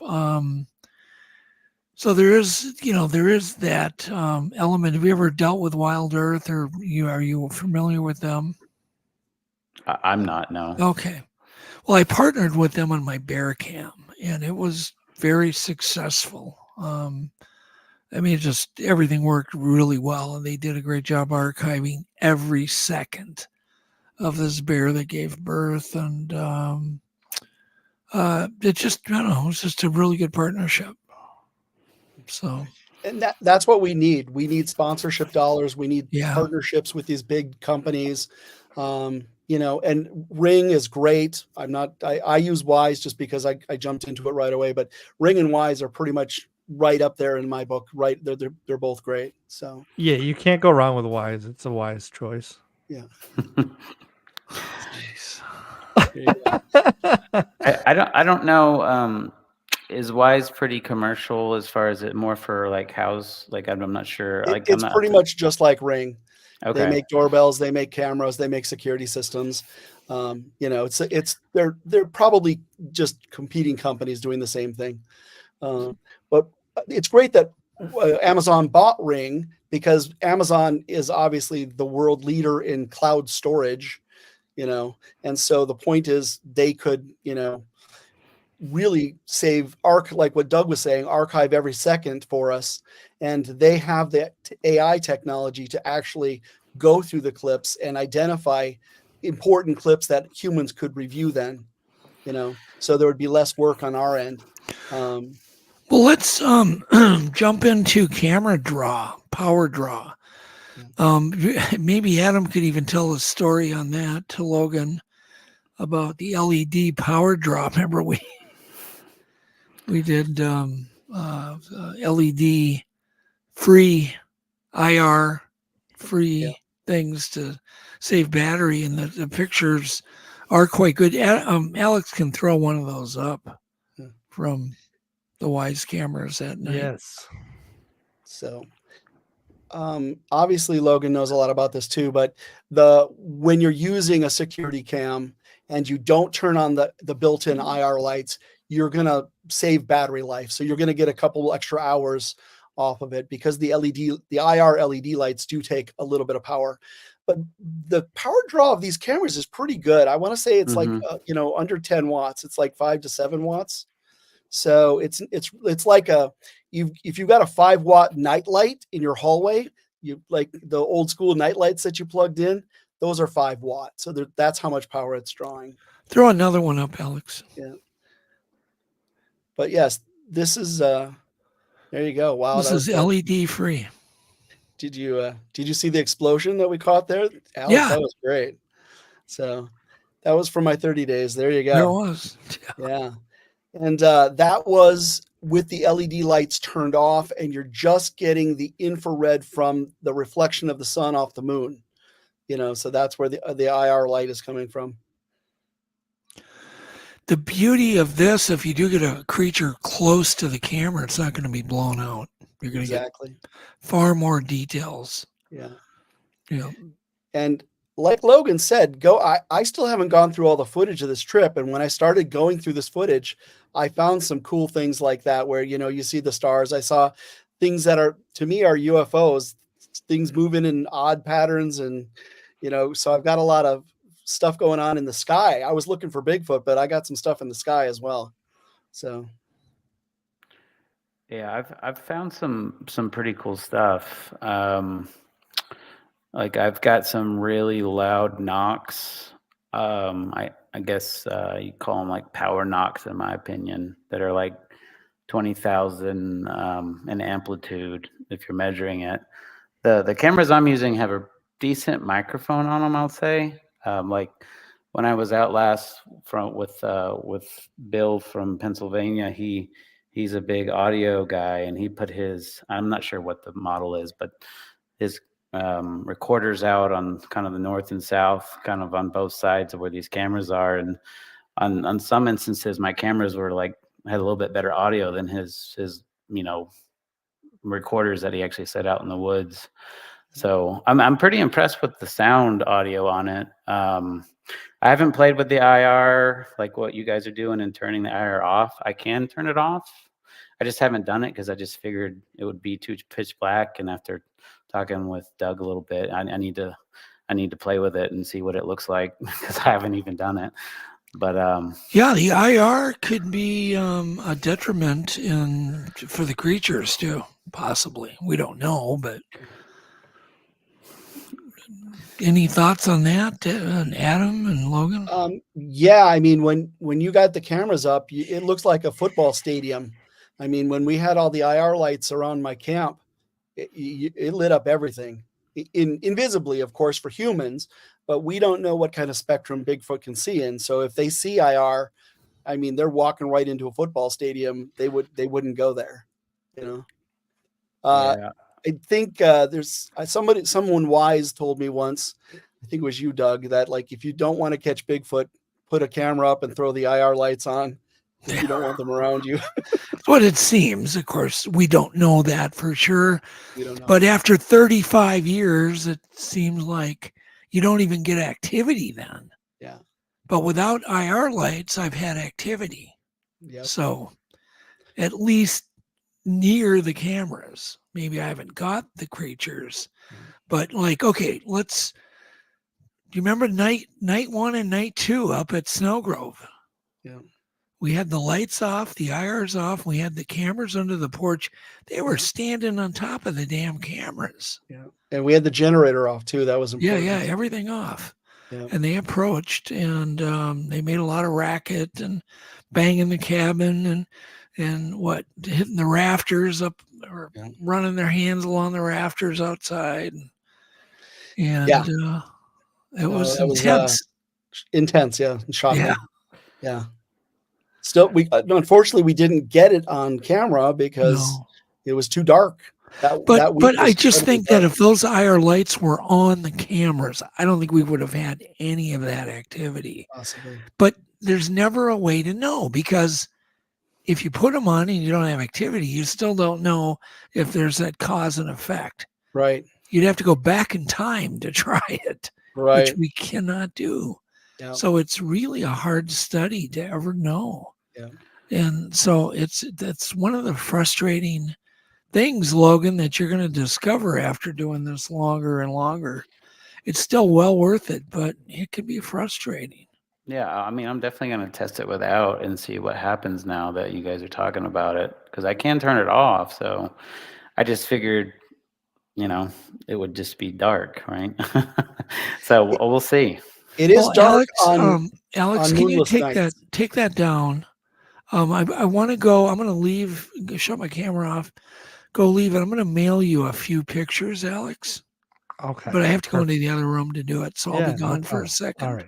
I'll be waiting for that. But I want to show you technology that we used, and the audience might be interested, back in the 90s. And we're talking a long time ago, back when the internet was even, people didn't even know. A lot of people didn't even know what the internet was. People weren't even hooked up to it. But even streaming was possible back then. So, god dang it, I know it's possible in 2024, right? And then let's so you guys just continue on, and I'll be back in probably 2 minutes. Great. All right, Logan, here's my question for you. So all your cameras, are they PoE then? Yeah, I want them to be PoE so I could just have one cable, one Cat 6 cable going, and then going into like a switch, and then just having the power simplistically where it's one switch with all the devices on it. Then that's just one power cable, and then one power cable coming off the Starlink, and try to make it simple, right? And for the audience, PoE is power over Ethernet, which means that they're getting we're sending the power from the battery across to the camera, and then we're getting the video feed from the camera back to the recorder, the system. So it's like one cable that provides both data and power. So, okay, so you're using PoE. I was successfully running PoE about 250 to 300 feet. How, and you've got 100-foot runs right now? Yeah, I have 100. I would say they're probably not 100 feet from kind of where the place where everybody sleeps is. So we could technically push them out more, and there's like a gifting area where we put out apples where they do take them frequently. We just we were hesitant to put anything around that, even though the smart people would say, well, why wouldn't you just put it out where the apples are? But I don't know. We were just trying to be accommodating and not like spook. You never know what's going to drive things away, right? So, Right. so we really just wanted to put it around the base camp because we've had tons and tons of activity around there. And when I was there back in 2020, it was last year, 2023. I was sleeping outside, which most people don't do, by the fire, and I basically woke up to, in my opinion, a Bigfoot right behind me, right? Like, because I had rolled over and it jumped backwards and I had both his feet land. And then I was, in shock, and I can kind of go into that story, but basically I could hear it walking around my head, and, I was trying to slow down my heart rate. And by the time I had the courage to actually kind of roll over to try to see this thing, like it ninja'd out of there, right? But it's kind of one of the factors of me wanting to put all this equipment out there because of my experience out there, right? Yep. And I've just seen a lot of the evidence, the footprints, the tree breaks, the sounds. I've had a 6, 7, 8 experiences out there, and I think it's a good spot for it. But I'm from Texas, and I go all the way to British Columbia to do this. So I'm really looking for more spots, right? Because it's pretty taxing to go 1,200 miles. Yeah. And people don't know, how much money we invest into this. I mean, you've got thousands and thousands of dollars into your rig and, travel expenses and, everything. So research is expensive. Yeah, So, and It adds up, building doesn't it? building the app out. If I wasn't already somewhat tech savvy, to pay a developer the amount of manpower I put into it, probably about $100,000 yeah. to do that. So it's a lot of work, right? What, you don't have $100,000 just laying around? Yeah, I could pay a team to do it, or I could do it myself, right? So Exactly. Yeah, so you're in a unique position to do stuff a lot of us, can't do. And hopefully this show reaches more of those people out there that are Python programmers and whatnot that can help us start including more AI and, join the team basically, if they could reach out to Untold and let them know that, hey, I'm available. I want to help, Yeah, for sure. we need smart people. Yeah, we just need I was telling Doug, we just need like 100,000 million eyes on this, right? And we'll get it done, right? Everybody looking at the same places at the same time, and if we have that user community, we can do it a lot quicker. Exactly. But you still have to be lucky. You still have to have the right gear, the right cameras, in the right place at the right time. And that's what a lot of people, they're like, why don't we have a lot of footage of Bigfoot yet? That's because you have to have all of those things happen exactly together. The right gear, the right place, the right time, and just the right angle even. There's, like you said, you were sleeping and Bigfoot came up behind you. You didn't see him because he was behind you. You got to have the right angle on your camera. Yeah. And I think a lot of people just think I'm going to go out on Saturday and sit by the campfire and, Bigfoot's going to just show up, right? And it just doesn't work that way. You got to stay out there for days and days and days, and you may or may not have activity, and it's just very variable. Like time of the year, are they patrolling the area? Are they in? And, you just never know. Yeah, I was out there for 30 days. That's why I days and days, exactly.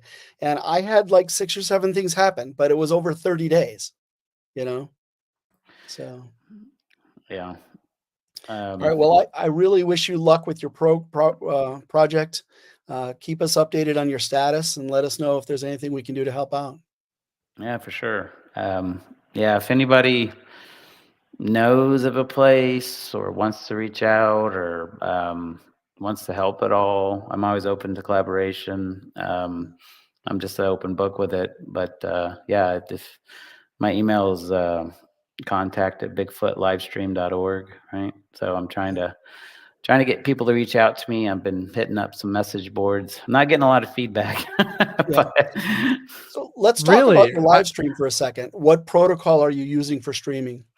I really wanted the camera system to use RTMP because the back end, that's like the new protocol that everybody's using. So it was hard to find the right camera with the right quality, with the right, like these are tilt, pan, zoom as well. So I can zoom in and out and do 360, and I wanted it to be PoE and I wanted it to be RTMP. So it's like a spectrum of things that I really wanted it to get it to work. Exactly. Yeah. And the Ring and Wise could give us what we want in a heartbeat without even blinking about, like we need a camera to do this, and they could just pump it out tomorrow. But for the rest of us, it's finding gear, modifying it, really looking at the specs, and you might have picked a lower quality camera because you need those features and the other features aren't on the higher end quality cameras, so luckily we are seeing improvement, like the new Wise V4 cameras. The audio is so much better than the V3s, and the picture quality is higher, and the night vision, this what they call, low light levels are great. It's getting better. So like Alex said, in a couple of years, we'll probably see a lot more things happen from these bigger companies. And maybe there will be some custom AI that they'll let us have. Do you only want to see people? Do you, only want to see pets, packages, whatever? So. Yeah, the system I have has like follow kind of movement and come into frame and follow and do alerts like that.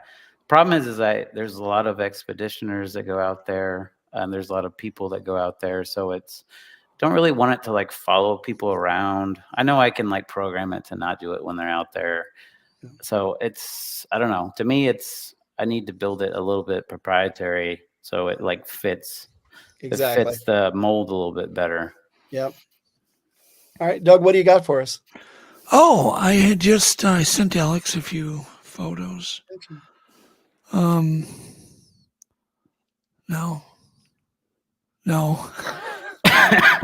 Something else. Just keep going, Alex. There we go. So, working with Dr. Lynn Rogers, we built, and I see it's really low res. I'll have to blow it up. We built a little TV station, which is kind of what you've done, Logan. But we did this many years ago. Go ahead and flip to the next picture. The idea was to capture the birth of a black bear, a wild black bear giving birth. And this is, one of the pictures later on after they were growing up. But that's not what I wanted to show, Alex. Next.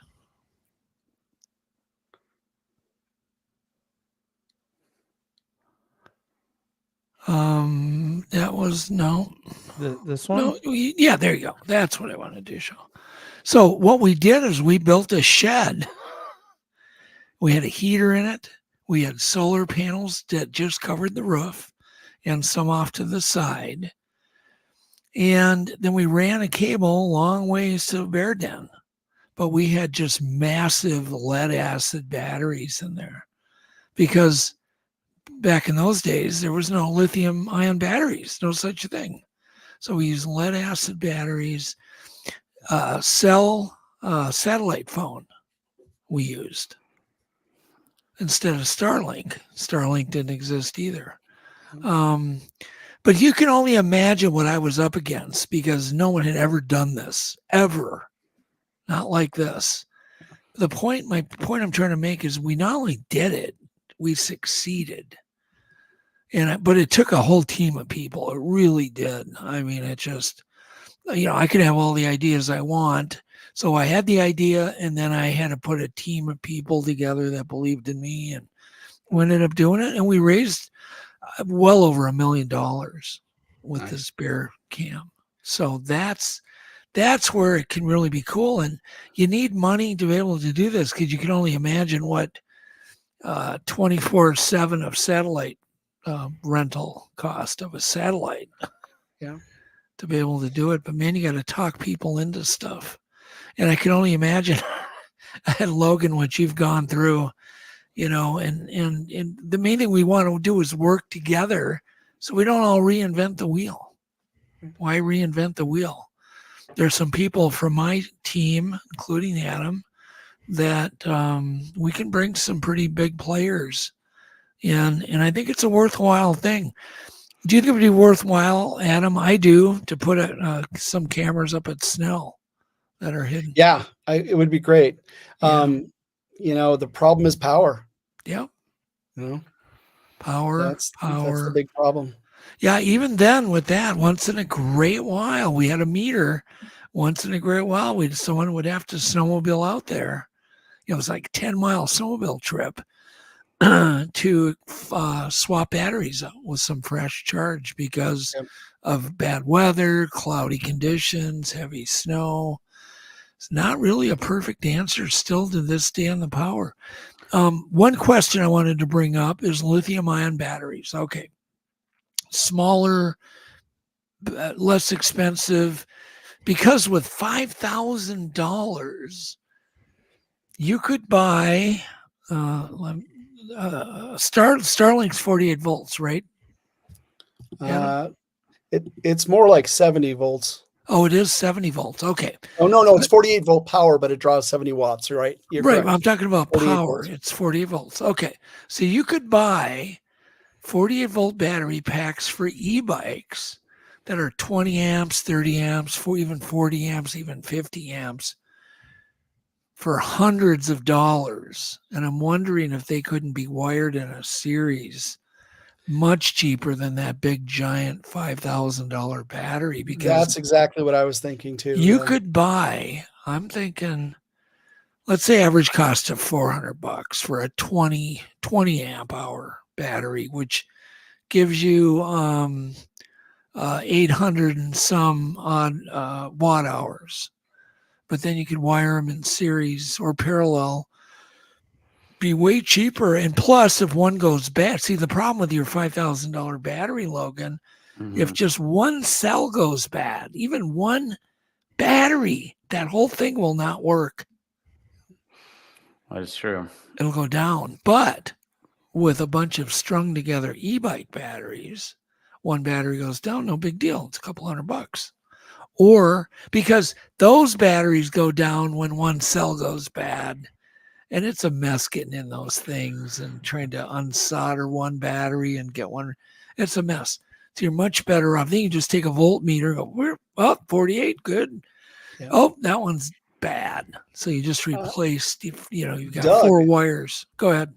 There's a new battery that lets you replace a single cell for an e-bike battery. Yeah, you're the one that sent me that, didn't you? Yeah. Yeah, you're right. Although they're probably very expensive. Yeah. But lithium ion smaller batteries, I think, is the answer. It's, you could put them together parallel, but then you could wire solar panels. The nice thing I like about lithium batteries, wired in parallel, they'll balance. Mm-hmm. They'll just keep balancing, even each battery balances as an internal. I just think you'd have much better life, be much cheaper for let's say $2,000. We could probably, okay. Alex, what's 400 into 2,000? What is that? I can't think. 8? 5. Yeah. Oh yeah. I can't think. I haven't eaten today yet. 5. I had a pack of gummy bears. That was my diet today. What? I had an interesting thought, Doug, too. So I was planning a trip out to Colorado, and Jim Myers picked out a cool hotspot for me. And what was really interesting about the spot was it was next to a river or a small. Oh yeah, Logan mentioned this too to me today. Yeah, using getting a power. Water generator, building a little power station. Water flows continuously. Then you don't have to worry about solar. Yeah. What are your thoughts, Logan, on water power? I mean, I'd love to do that. I guess if there was where I'm at, the only problem would be is there's always these big logs that are coming down the river, so you never know if it's gonna like hit that little thing in the water, right? It's possible, but that would be the only thing that would be worried about. It'd be that like a big tree falling down and going down the river. But I mean, it's a good idea. I've looked into. I tried to contact some farmers and ask them what they do for energy, because I know a lot of farmers are using like methane and alternative energies to help power their farm. And I'm just thinking, I just need about 3,000 kilowatts a day. Like I should be able to figure this out, right? So I'm not an energy guy. I'm trying not to go that route, but I'm having to, right? So it's kind of like, maybe I'll build something that's self-sustaining that'll help mankind out of this. I don't know. Yeah, we haven't even discussed nuclear power. We could build a little nuclear power generator. Kind of what you need. So, Doug, think of all the things that Logan has to tackle. I mean, he's got to know cameras. He's got to know programming. He's got to know power distribution. He's got to understand the power draw and solar and batteries. If you're a researcher, you really got to know a lot of things to make this stuff work. You got to be a Renaissance man. There you go. Yeah.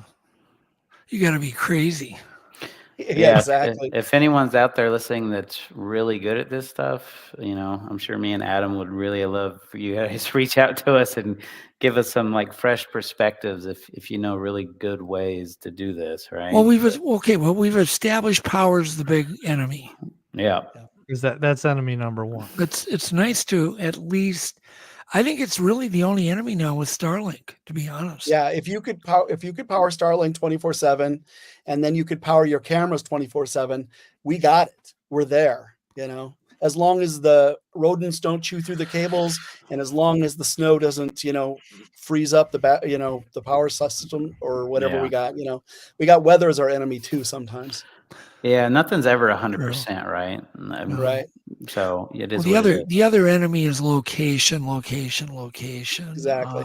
Now, Doug, when you did the bear cam, was it my understanding that you put the camera in the cave before the bear inhabited it? No.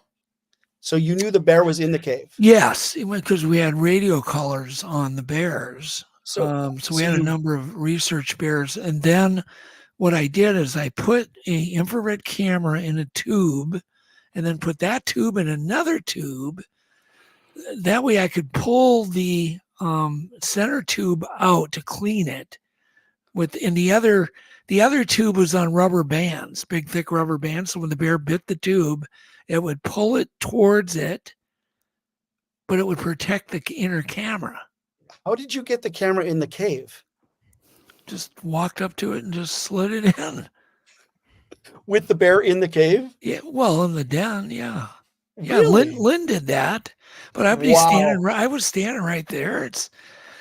I've generally, once they're hibernating, they're not coming out because they have no blood in their paws and their arms, or legs, and it takes them a while to pump the blood back in, even if they did get scared, to leave. Gotcha. And if they do leave, generally they'll come back. And if they do leave, that's never been a problem. We're not working with killer bears. Generally, the bears have been tolerant of us, without, bluff charging, clacking, once in a while a scratch on Lynn. He's taken a couple of blows. I filmed him getting a couple of good blows. But we even took the cubs away from the mom on camera. Just a wild bear just grabbed the cubs and pulled her away, and she was nervous and rocking her head and making lots of noise, but never attacked us. Wow. I was standing behind Lynn, which was really good, right, during that moment. Yeah. The researcher's tip, bring somebody like me along that can't run very fast. Yeah. And then, exactly. Well, there was that time where I had to go in, just a funny story. I had to go in and we had to do a scene of checking on the bear to make sure the bear hadn't been hurt by a hunter, because they'll get infection And generally, you can go up to the den and smell the infection if they've been shot and didn't die. So we did a scene for Animal Planet. We went up, dug the thing out, and I'm, of course, the camera guy, so I got to get up to the bear den and get a shot of her in there.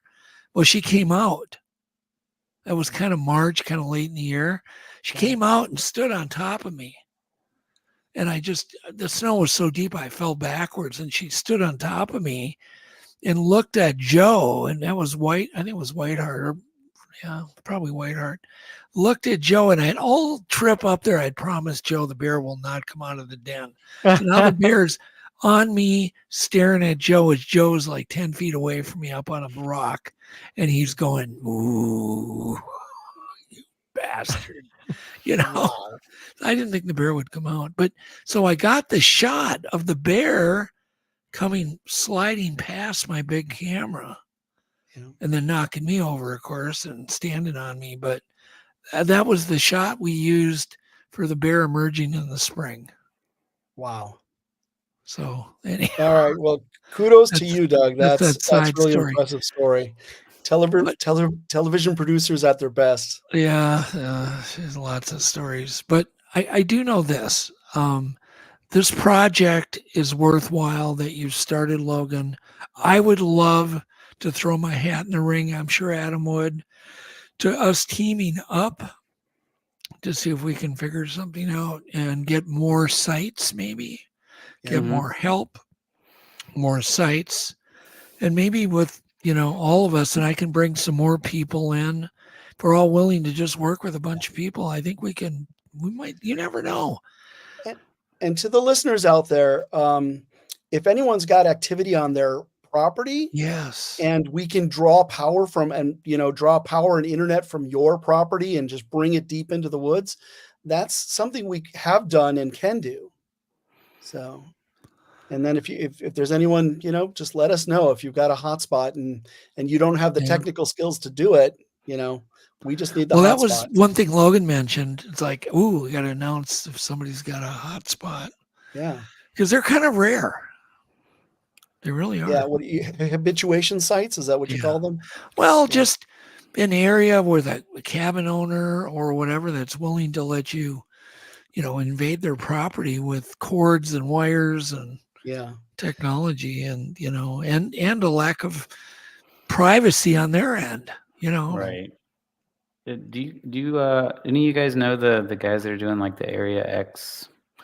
Like, sure, very well. Okay, yeah. I mean, I've heard them come on some other shows saying that they're pretty private and they're on kind of private property and they don't really want a bunch of people out there. But I don't know, it's stuff like that. Like, I think it would be beneficial if we could do. But I understand people want their privacy, but like hot areas like that is where I'd like to do it.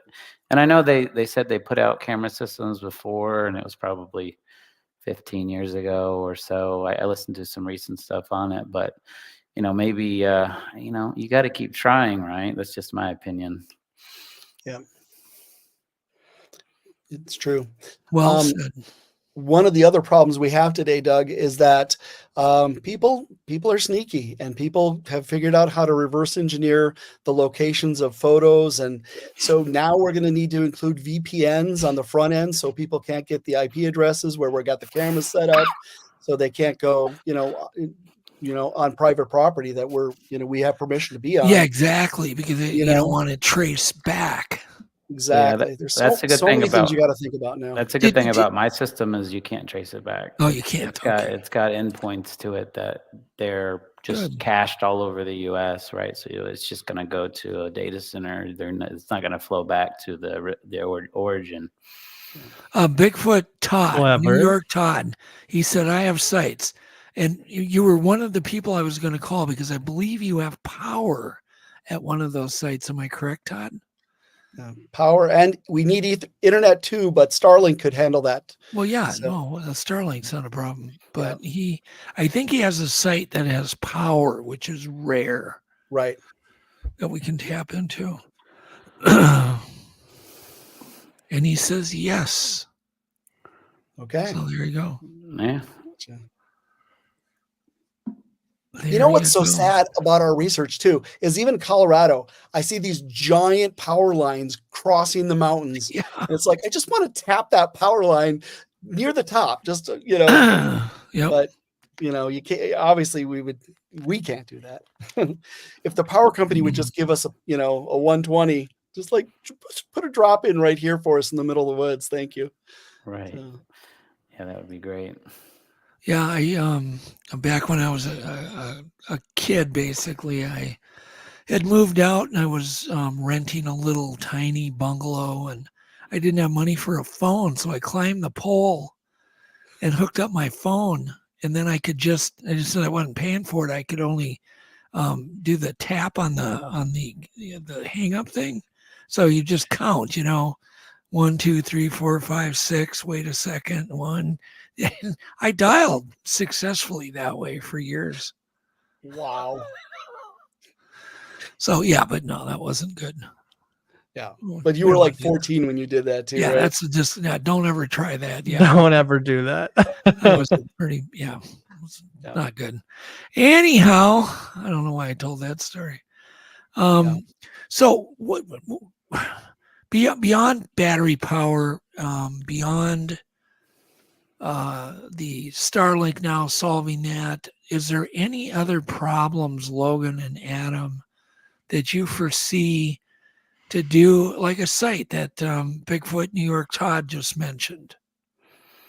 It could be How would you doable. propose to do it? IR lights, hidden cameras, tiny cameras, fiber optic cameras, big cameras that, hey, make it look like disguised as part of the house and do it in a deck post. I don't know. So just throw some ideas out, guys. Go ahead, Logan.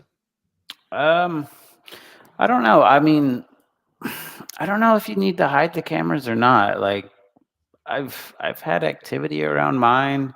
I've even recorded it sound, and it's kind of funny. I can send it to you, but it sounds like something is peeing on the tree where my camera is on it, and it clearly sounds like a human man peeing on it with a couple of spurts at the end, right? So I don't know. I'm not really hiding mine. I like my cameras as far as what they offer, but they're really big. So I mean, I'm open to it. It just needs the right things to it. Do you have a picture? Do you have a picture you can throw up? Or do you send it to Alex Messenger? Yeah, I can send you Love to one. see Hold it. on. Here, let me send it to you. Yeah, that's definitely a controversy. Do you hide them? Last time we went to the 9th degree to camouflage the cameras, and you know what these things Could did? you email me, Logan? Yeah, They let me would email throw it real quick. rocks at them. Perfect. Yeah. You'd hear a chink, chink, and you're like, "Oh, they know where the cameras are. It's why they're throwing rocks at them." Yeah. It's a theory. We don't know for sure, but Well, if we can theorize that or speculate that Bigfoot can see in the IR spectrum, infrared is the technology they use for thermal.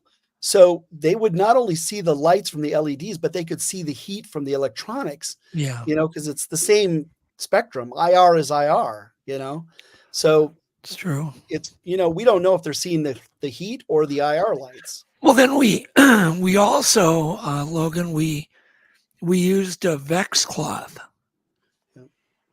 for electrical, because everybody said, they can sense electricity. Well, we vexed them all, and that didn't work either. Yeah, I don't know. I knew you were busy, Logan. I sent you an email, Alex. No, yeah, I don't know. Like, it's not definitive to me, so I don't really know where to start. So I'm just starting at ground zero. And it never will be, because you'd have to test it for 10 years. Yeah.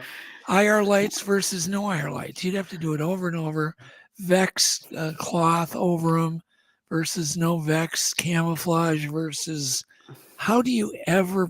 And then let's just say there was one Bigfoot that said, "I don't care what it looked like," and he gets his picture taken. You get great video. Then everybody thinks that you don't need to disguise them anymore. Yet it was only one Bigfoot that didn't care. Yeah. So there's just no way to prove it. Yeah, it stinks. It really does stink. And we even had non-electrical cameras that we tried with little Film pull camera. triggers on them, spring wind up at Snell. Nothing tripped that camera, did it? No. No. I tripped the camera when I took it down. Yeah. So it worked. Yeah, it worked, but yes. I haven't developed the film. I take it there's some Adam Foot in that footage. I'm just waving to the camera in there. Ah, okay. Say, Logan, if you had a Bigfoot peeing on your tree, how come you didn't capture it? I don't know because I don't know. Well, it'd be behind it. So the or right below angle. it, right? You're in the So- right place at the right time, but you're not at the right angle. So this is this thing on the screen right here. It's about, so we climbed this tree and put this camera, I don't know what the correct footage is, somewhere between 12 and 15 feet. And we nailed it up there and drilled a thing into this tree. So every now and then when it's really windy, you can see the camera kind of move with the wind, right? When it's really windy. But where this camera is, like, there's not a lot of space. There's like an old logging road, maybe 10 feet behind it that kind of goes down at an angle. So I don't really know what it would be because I didn't capture any large, deer or coyotes or wolves or anything. But I catch a lot of interesting stuff. I've gotten I call it, I can't tell if it's a acorn or a rock because it's going really fast. That threw something at this camera right here. Yeah, do you have that clip, Alex? I don't know. Did you send it? I've seen it. I have it. I can. Would you mind if I send that to Alex? Yeah, go for it. Okay. I'd like to reply to Bigfoot Todd, New York. Yes, please. So that is one of the reasons why we're using cloud-based technology as well, because the cameras do have SD cards in them. And if something decided to mess with the SD cards, then we have footage in the cloud as well. So it's really nice to have that redundancy. I will tell you guys, I had a bizarre experience. We put some cameras up north to test our system. And when I retrieved the cameras, all of my cameras had the original SD cards in them except one. Somebody had gone out and swapped SD cards out because it wasn't the brand that I use. And that was the camera that we caught some suspicious activity on. And that was the one where we caught the so-called drone flying through the trees there, Doug. So it's like, yeah, even if you have an SD card in there, you don't know if somebody's messing with it or not, including Bigfoot, Yeah, right. And so yeah, I didn't even put SD cards in mine. I just wanted to go all live stream, dump it all to the cloud, right? Right. Well, I like the redundancy because what's funny is that you do are you recording 24/7? Yeah, as long as the power's up. Gotcha. Okay. Then you're getting everything. Yeah. So because sometimes I put the cloud into event recording only, and then I put the camera into continuous recording mode. So I have both. So I just sent you that clip that Logan recorded, Alex, of a rock. It's pretty cool. Throw it up. Coming out of the woods. And my wife kind of helped me with some of these graphics because I'm not a graphics guy. She tried to make it prettier. She's good at that.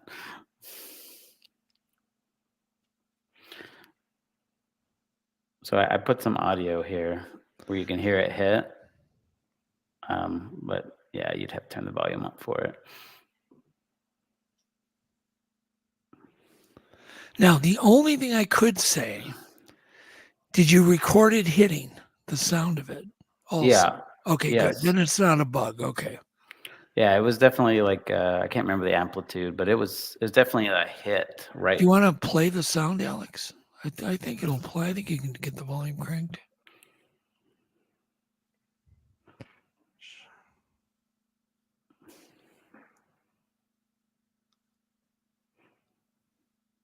Yeah, I see it's going to come right now. Yeah, well. Oh, you can see it on the wave. Yeah. Oh, well. But I've had a whole bunch of, so we have RVs out there that are just sitting there, and there's a bunch of. It sounds like some nights they just get bombarded with pine cones and all these other things. Sounds like sometimes something's slapping it.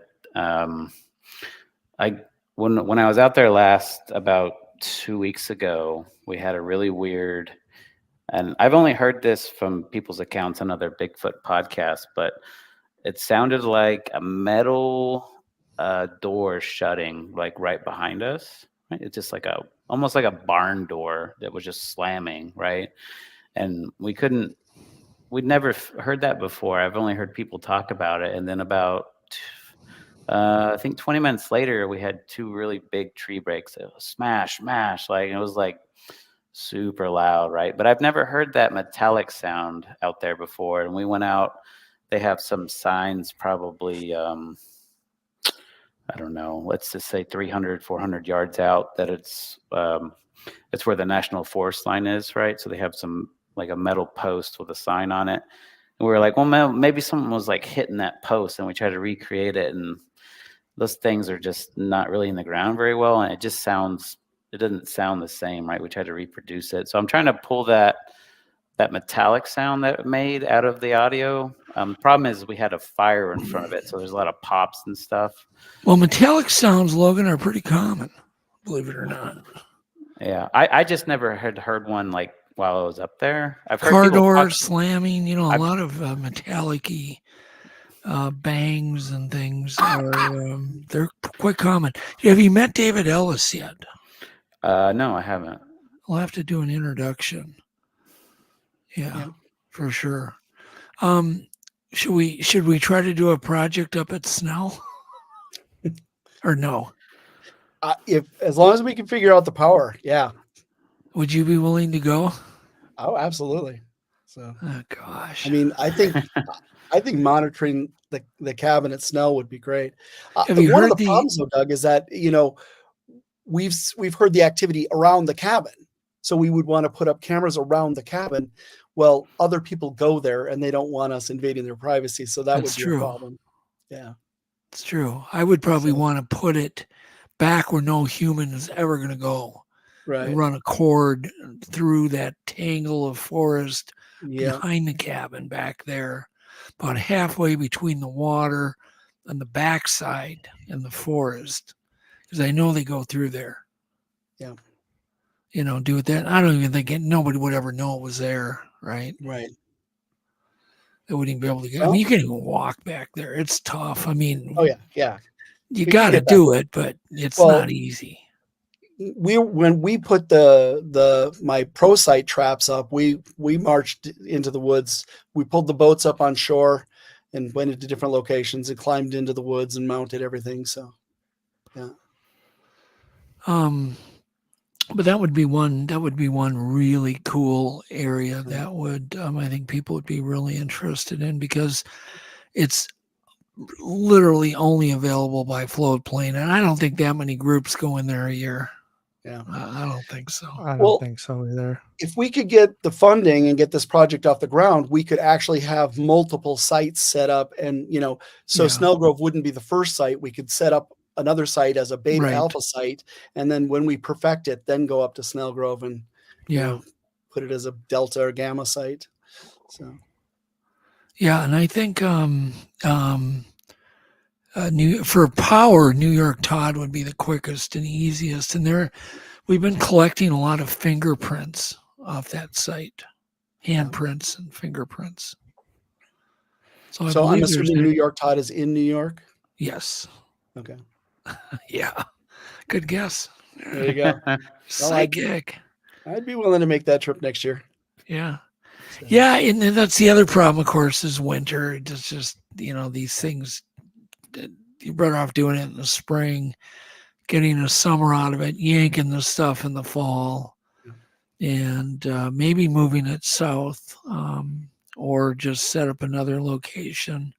And I'm wondering, do you have any sites at all, Logan, in Texas area? I mean, I know a couple of researchers down here that work kind of on the outside of the Houston forest, but not really. I don't really have a lot of contacts down here. I've reached out to like some Facebook groups and tried to find some people, but I don't really get a lot of good responses when I reach out to people. It's pretty much crickets.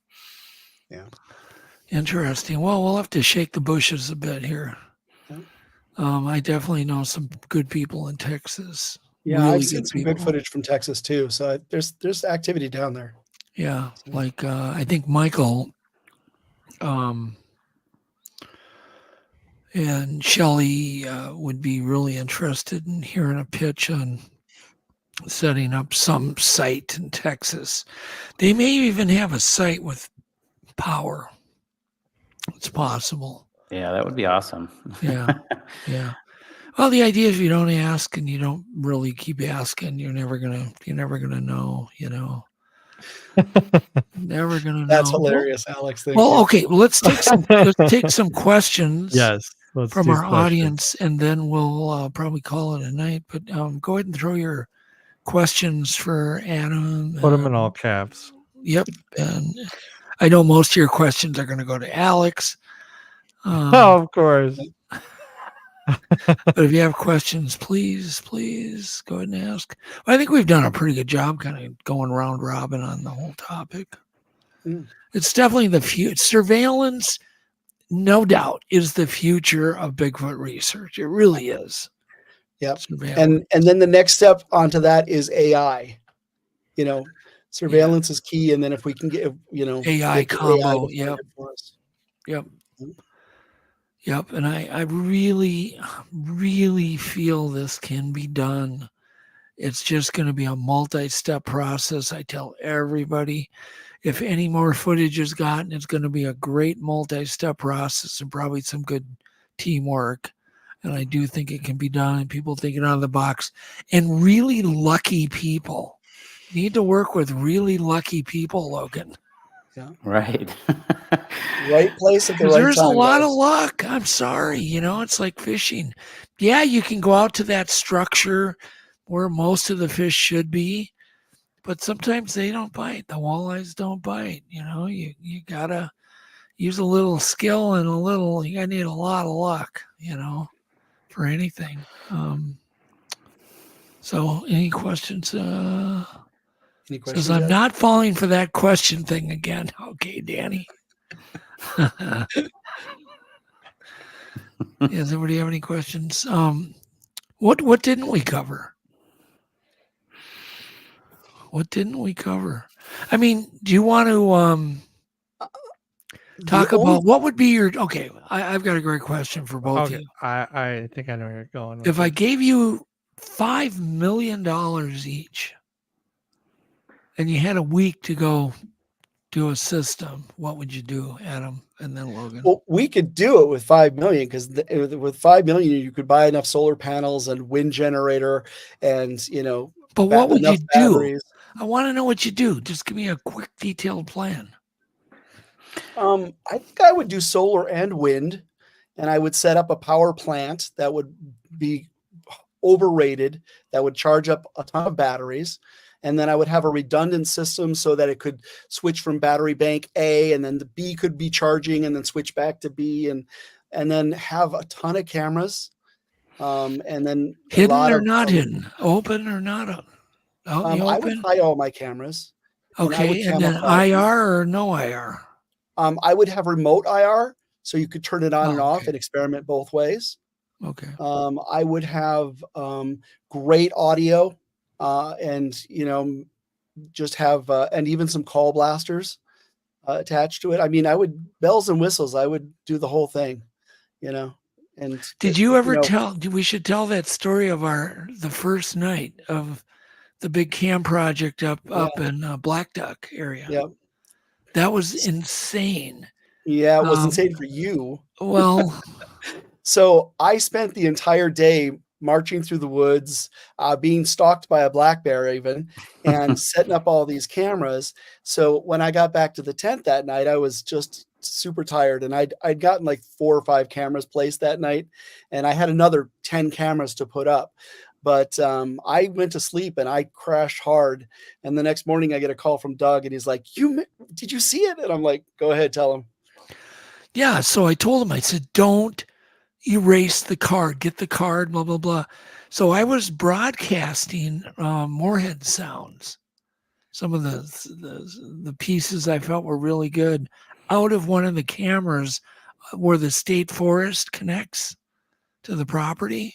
So I'm broadcasting. I'm doing that for like 2 hours, just waiting, maybe a half an hour, then doing it again, waiting. And I'm watching these cameras live, which is so cool to be able at home. Yeah, I'm looking at this camera, and I think you had like 5 or 6 that night. They were all camouflaged really well. Like I think this one was poking through an old rusty no trespassing sign. Yep.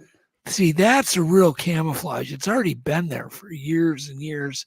Poke a little hole in it. Now you got that 3.6 millimeter lens. So I'm doing the broadcasting, and I see an AI box grab an upright figure. And then right behind it, the AI box grabs another one, a little smaller. And then the last one was even smaller, jet black, all walking from, basically parallel to the camera towards the left. And I'm like, it's got to be a family of Bigfoots. So I'm like, there wasn't clear footage, but they're behind, a little bit of brush, but not a ton of brush. But the fact that all 3 showed up in a box and I could see some joints being grabbed and they were upright. What else could it be? Right. I call Adam and I'm like, and he goes, oh, I didn't hook it up to the cloud yet. And I didn't put memory cards in. One camera and I'm like, that wasn't set up properly. Yeah, I'd set up all the other cameras, and then I just hadn't flipped the switch for that one. And I'm just like, the one camera that wasn't set up. He heard a grown man scream and cry. Yeah. But that's the way it goes. Okay, what would you do, Logan? You got $5 million. What do you do? I mean, I do something similar to what I'm doing. I'd probably have a team of people and maybe some energy consultants. Hire like an energy firm to help me like really optimize the system a bit. But it would be really similar. I'd have probably I've done some research in some like RTMP protocol, like thermal cameras too. I'd love to have some thermal out there as well, if it's possible. And then a bunch of audio equipment as well. There's some people I know that are really into capturing audio as evidence as well as video. So probably building out some custom just to live stream audio to a back end as well. So have like this separate stream of audio. And then I'd probably invest in a lot in like how to parse through the data, right? And how to really pull that out and, probably have a team of researchers trying to look at all the stuff that's parsed. I think that's a really good way, other than just marketing to all the people that are into Bigfoot, I think is a good idea too. So having everybody part of the project, I think, open source collaboration is the way to go to get things done a lot. So like as much as that is possible. Do you think there's enough interest with the public to be able to watch these cameras? Do you think we could get enough eyeballs and people that maybe would pay a small, tiny subscription fee, on your app? And I don't know what kind of luck you had already. I've advertised a little bit. I've got, I wouldn't call it a ton of subscribers. I've tried to make it really like honestly cheap because I'm paying like so much on my pocket. It's really just to cover the cost, to be honest. But I think there's just like so many people that love Bigfoot. Like it's in like every state now. I see it everywhere. There's like, if you go to like the Reddits and the subreddits, there's like 200,000 people in these groups, and there's 200,000 people in these Facebook groups, and it's there's like 200,000 skeptics in the Reddit Bigfoot group, I think. I think you're right. It's so weird. You go to the Bigfoot subreddit and everyone's just bashing Bigfoot. It's like, why are you here? I found that if you post questions about the video and not say this is what I think it is, and you say what is this, right? you get better responses, right? Yeah. They're not as negative. So they're nice to you when they say it's fake. Yeah, because when I say it's like, I think this is a Bigfoot howl or something, they'll say, well, that's whatever, that's garbage. And I say, what is this? What does this sound like to everybody else? Then if you don't post that it's Bigfoot, then they're more responsive to it, right? So I don't know. It's all about how you approach it. But I think, I don't know, there's a lot of people I know that are getting way into paranormal stuff. And I know there's a lot of podcasters that do really well just in Bigfoot. So there's got to be a big interest in it. Well, I can tell you, I watch cameras. When Adam was out there alone in a tent, I would watch him all night and watch the cameras because I'm thinking he's bait, which is, I think, a good thing to have a human there. I really do, as an attractant or a curiosity. But I would literally watch those cameras because it's kind of a chance of a lifetime. You know, I can watch it in the comfort of my home. I can always sleep in the morning, catch a little deals. Sometimes I would wake Adam up and go, Adam, go do a wood knock at 2 a.m. I'd be like, it's clear. The camp is clear. You're clear to leave your tent. And he would argue with me a little bit once in a while, but he would do it. That took guts, man. Because for him, it was jet black. Pitch black. Pitch black. Yeah. And no flashlights. It's like, no, just do it. I'm watching you. Yeah. Yeah, and it's kind of like reality TV a bit. Like you could do like build in notifications into the app too, to where it's like, at 2 a.m. Adam's gonna do some calls and see if we're gonna get any activity or hit a tree, right? And then like people will be more interested to see if anything happens, like. Well, I think it would be, if I had $5 million, I would definitely hire someone to stay out there alone in a tent, and then I would have little tiny micro tent cameras out each side of the tent, recording also as part of the watch, and then a camera watching the tent from really high up, maybe way, way up in a tree, and I think that would be a really interesting, because so many people have these creatures approach the person in the tent. You had that happen even, didn't you, Adam? Oh, yeah. Yeah. Do you want to tell that story real quick? Threw a rock at me at the fire, night one. Yeah. Do you want to tell your tent story? You're the crap scared out of you at your tent too. Oh, yeah. I mean, we did your podcast. We did this podcast live from the teepee in the tent.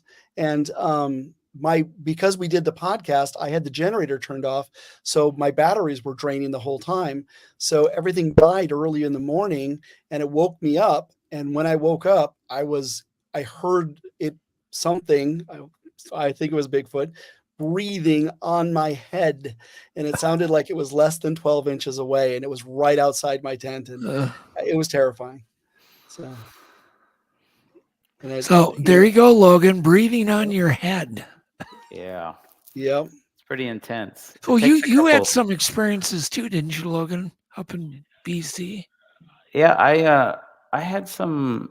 I've had a handful, and I kind of, when you walked away for a second, just in the pictures, I kind of gave like a super brief kind of thing by the campfire where one walked up on me. But like I had an instance where I kind of, Doug, I kind of took some of your idea. I think you had posted once or talked about building your own kind of body cam out of like a dash cam on a car. Yeah, motorcycle dash cams. Yeah. So I did that, and kind of, I was making sounds in the woods, and something was knocking back at me, and this went on for 30 minutes, and me and 2 other people ended up following it all the way to this old growth tree that's probably about 100 feet tall and 3 feet wide, and there's no other trees rubbing up against it. And this thing was just knocking, like boom, boom, right? And it was like, we were even underneath it and it was knocking. And I'm just like, I don't understand if that's a natural thing, because I've never heard a tree knock when you knock and respond to you. And like we were having trouble having conversations under this tree because we were trying to talk to each other, trying to figure out what it was, and it would just interrupt us the whole time we were talking. Really? And I'm just like, man, I wish I could climb this tree. Like I can't, because it's about 50 feet up before it had branches. And then it was kind of like kind of thick, so I couldn't really see up it. And there was I documented there was a 15-inch track, probably about 10 feet away from the tree, and like a 10-inch kind of juvenile track a little bit further away from there. And then you could tell where a couple of deer had bedded down. And actually a bear had brought a red jerry can out there, which was weird. You could see where the bear had bit it and left its marks. And you wouldn't think a bear would be interested in getting gas in its mouth, but yeah, it was really weird. This happened for like 30 minutes straight. And this is like 4 p.m, it was 80 degrees. We finally decided, okay, well, I don't know what to do other than sit here. And we kind of just walked away. And, as we're walking away, it just knocks again, just one loud knock at us. And we're just like, man, like, what do we do? I don't know. We were kind of convinced that something was up this tree, like knocking at us. I can't prove that, but I don't know what else would do that. And we tried to do some research and figure out if it was like some kind of weird knot that was, like creaking or something, but it didn't seem like the right conditions for it. It usually happens in the winter. So it was definitely interesting. That was one of the more interesting things that happened to me. How did the dash cams work? Because there's 2 cameras for the body cam. It worked okay. I just had it connected to, again, like an anchor battery, so it would continuously roll. Yeah. I'd say the problem is it had like a micro input. I can't remember what the connection was. It wasn't like USB-C. It was like the old micro SD connector on it. So it kind of got fumbled a bit because I had to like kind of rig it in there, and I built it myself, kind of thing. But it worked okay. I have that camera still, but this year I went and bought I think it was about $300. They sell some decent body cameras now on Amazon. So I bought like a $300 kind of police grade body cam and wore that. And it will also do the same. If you connect it to a battery, it'll just basically roll for ever long. Yeah. I think it's got 250 gigs on it, just internal. Well, the key was with the motorcycle dash cams is you could dual purpose them. One, you could use them for a dash cam. You could wear it on your body, and you could use them for those tent cameras by just poking a hole in the side of your tent, putting a thing out, and then you've got that beautiful color monitor to watch. You hear something walking.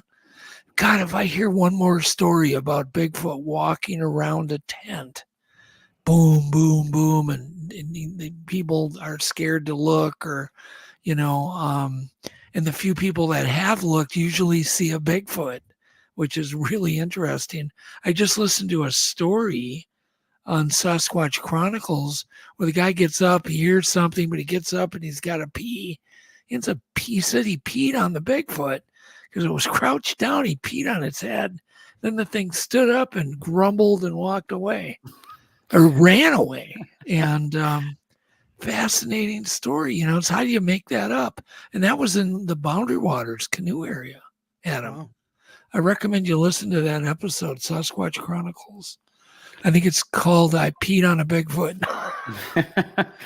But my daughter just went camping and had that happen. Mm-hmm. Not only walking, but the trees coming down around her. Yeah, well, what else pushed? She said it was like pushed a ton of trees down. It was walking around the tent and pushed a bunch of trees down around her tent. Well, yeah.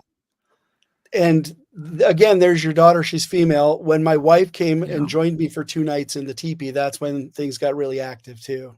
So, viewers have commented females are more bait than we are. Yeah.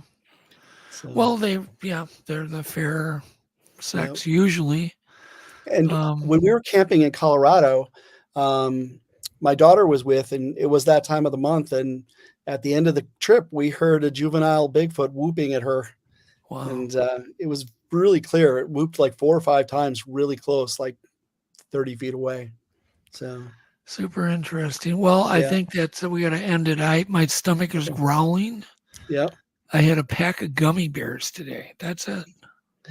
Sugar-free gummy bears, right? No. Sugar-free. No, those will give you the Oh, they were runs, fully Adam. loaded. Avoid. Fully. Avoid at all But my costs. stomach's growling. I gotta go eat. But thank you so much, Logan. Thank you, Logan. Thank you so much, Adam. Thank you so much, Alex, as always. And definitely want to leave everybody with a little bit of wisdom. I try to every week. And so just always remember that the most wasted of your days will be the day without a bit of laughing, a bit of helping, and a bit of learning. That's a wasted day. So if you do all those three things, you won't waste your day. So with that, we will see you all next week. And have a good night. And thanks, everybody. Thanks, everybody in chat. Good night. Good night. Thanks. Good night. I call you up in the middle of the night. Been bothered by dreams, ain't feeling alright. You give me comfort, say just give it some time. By the end of our talk, I'm feeling just fine. You and I will always know where we belong. This ain't no ordinary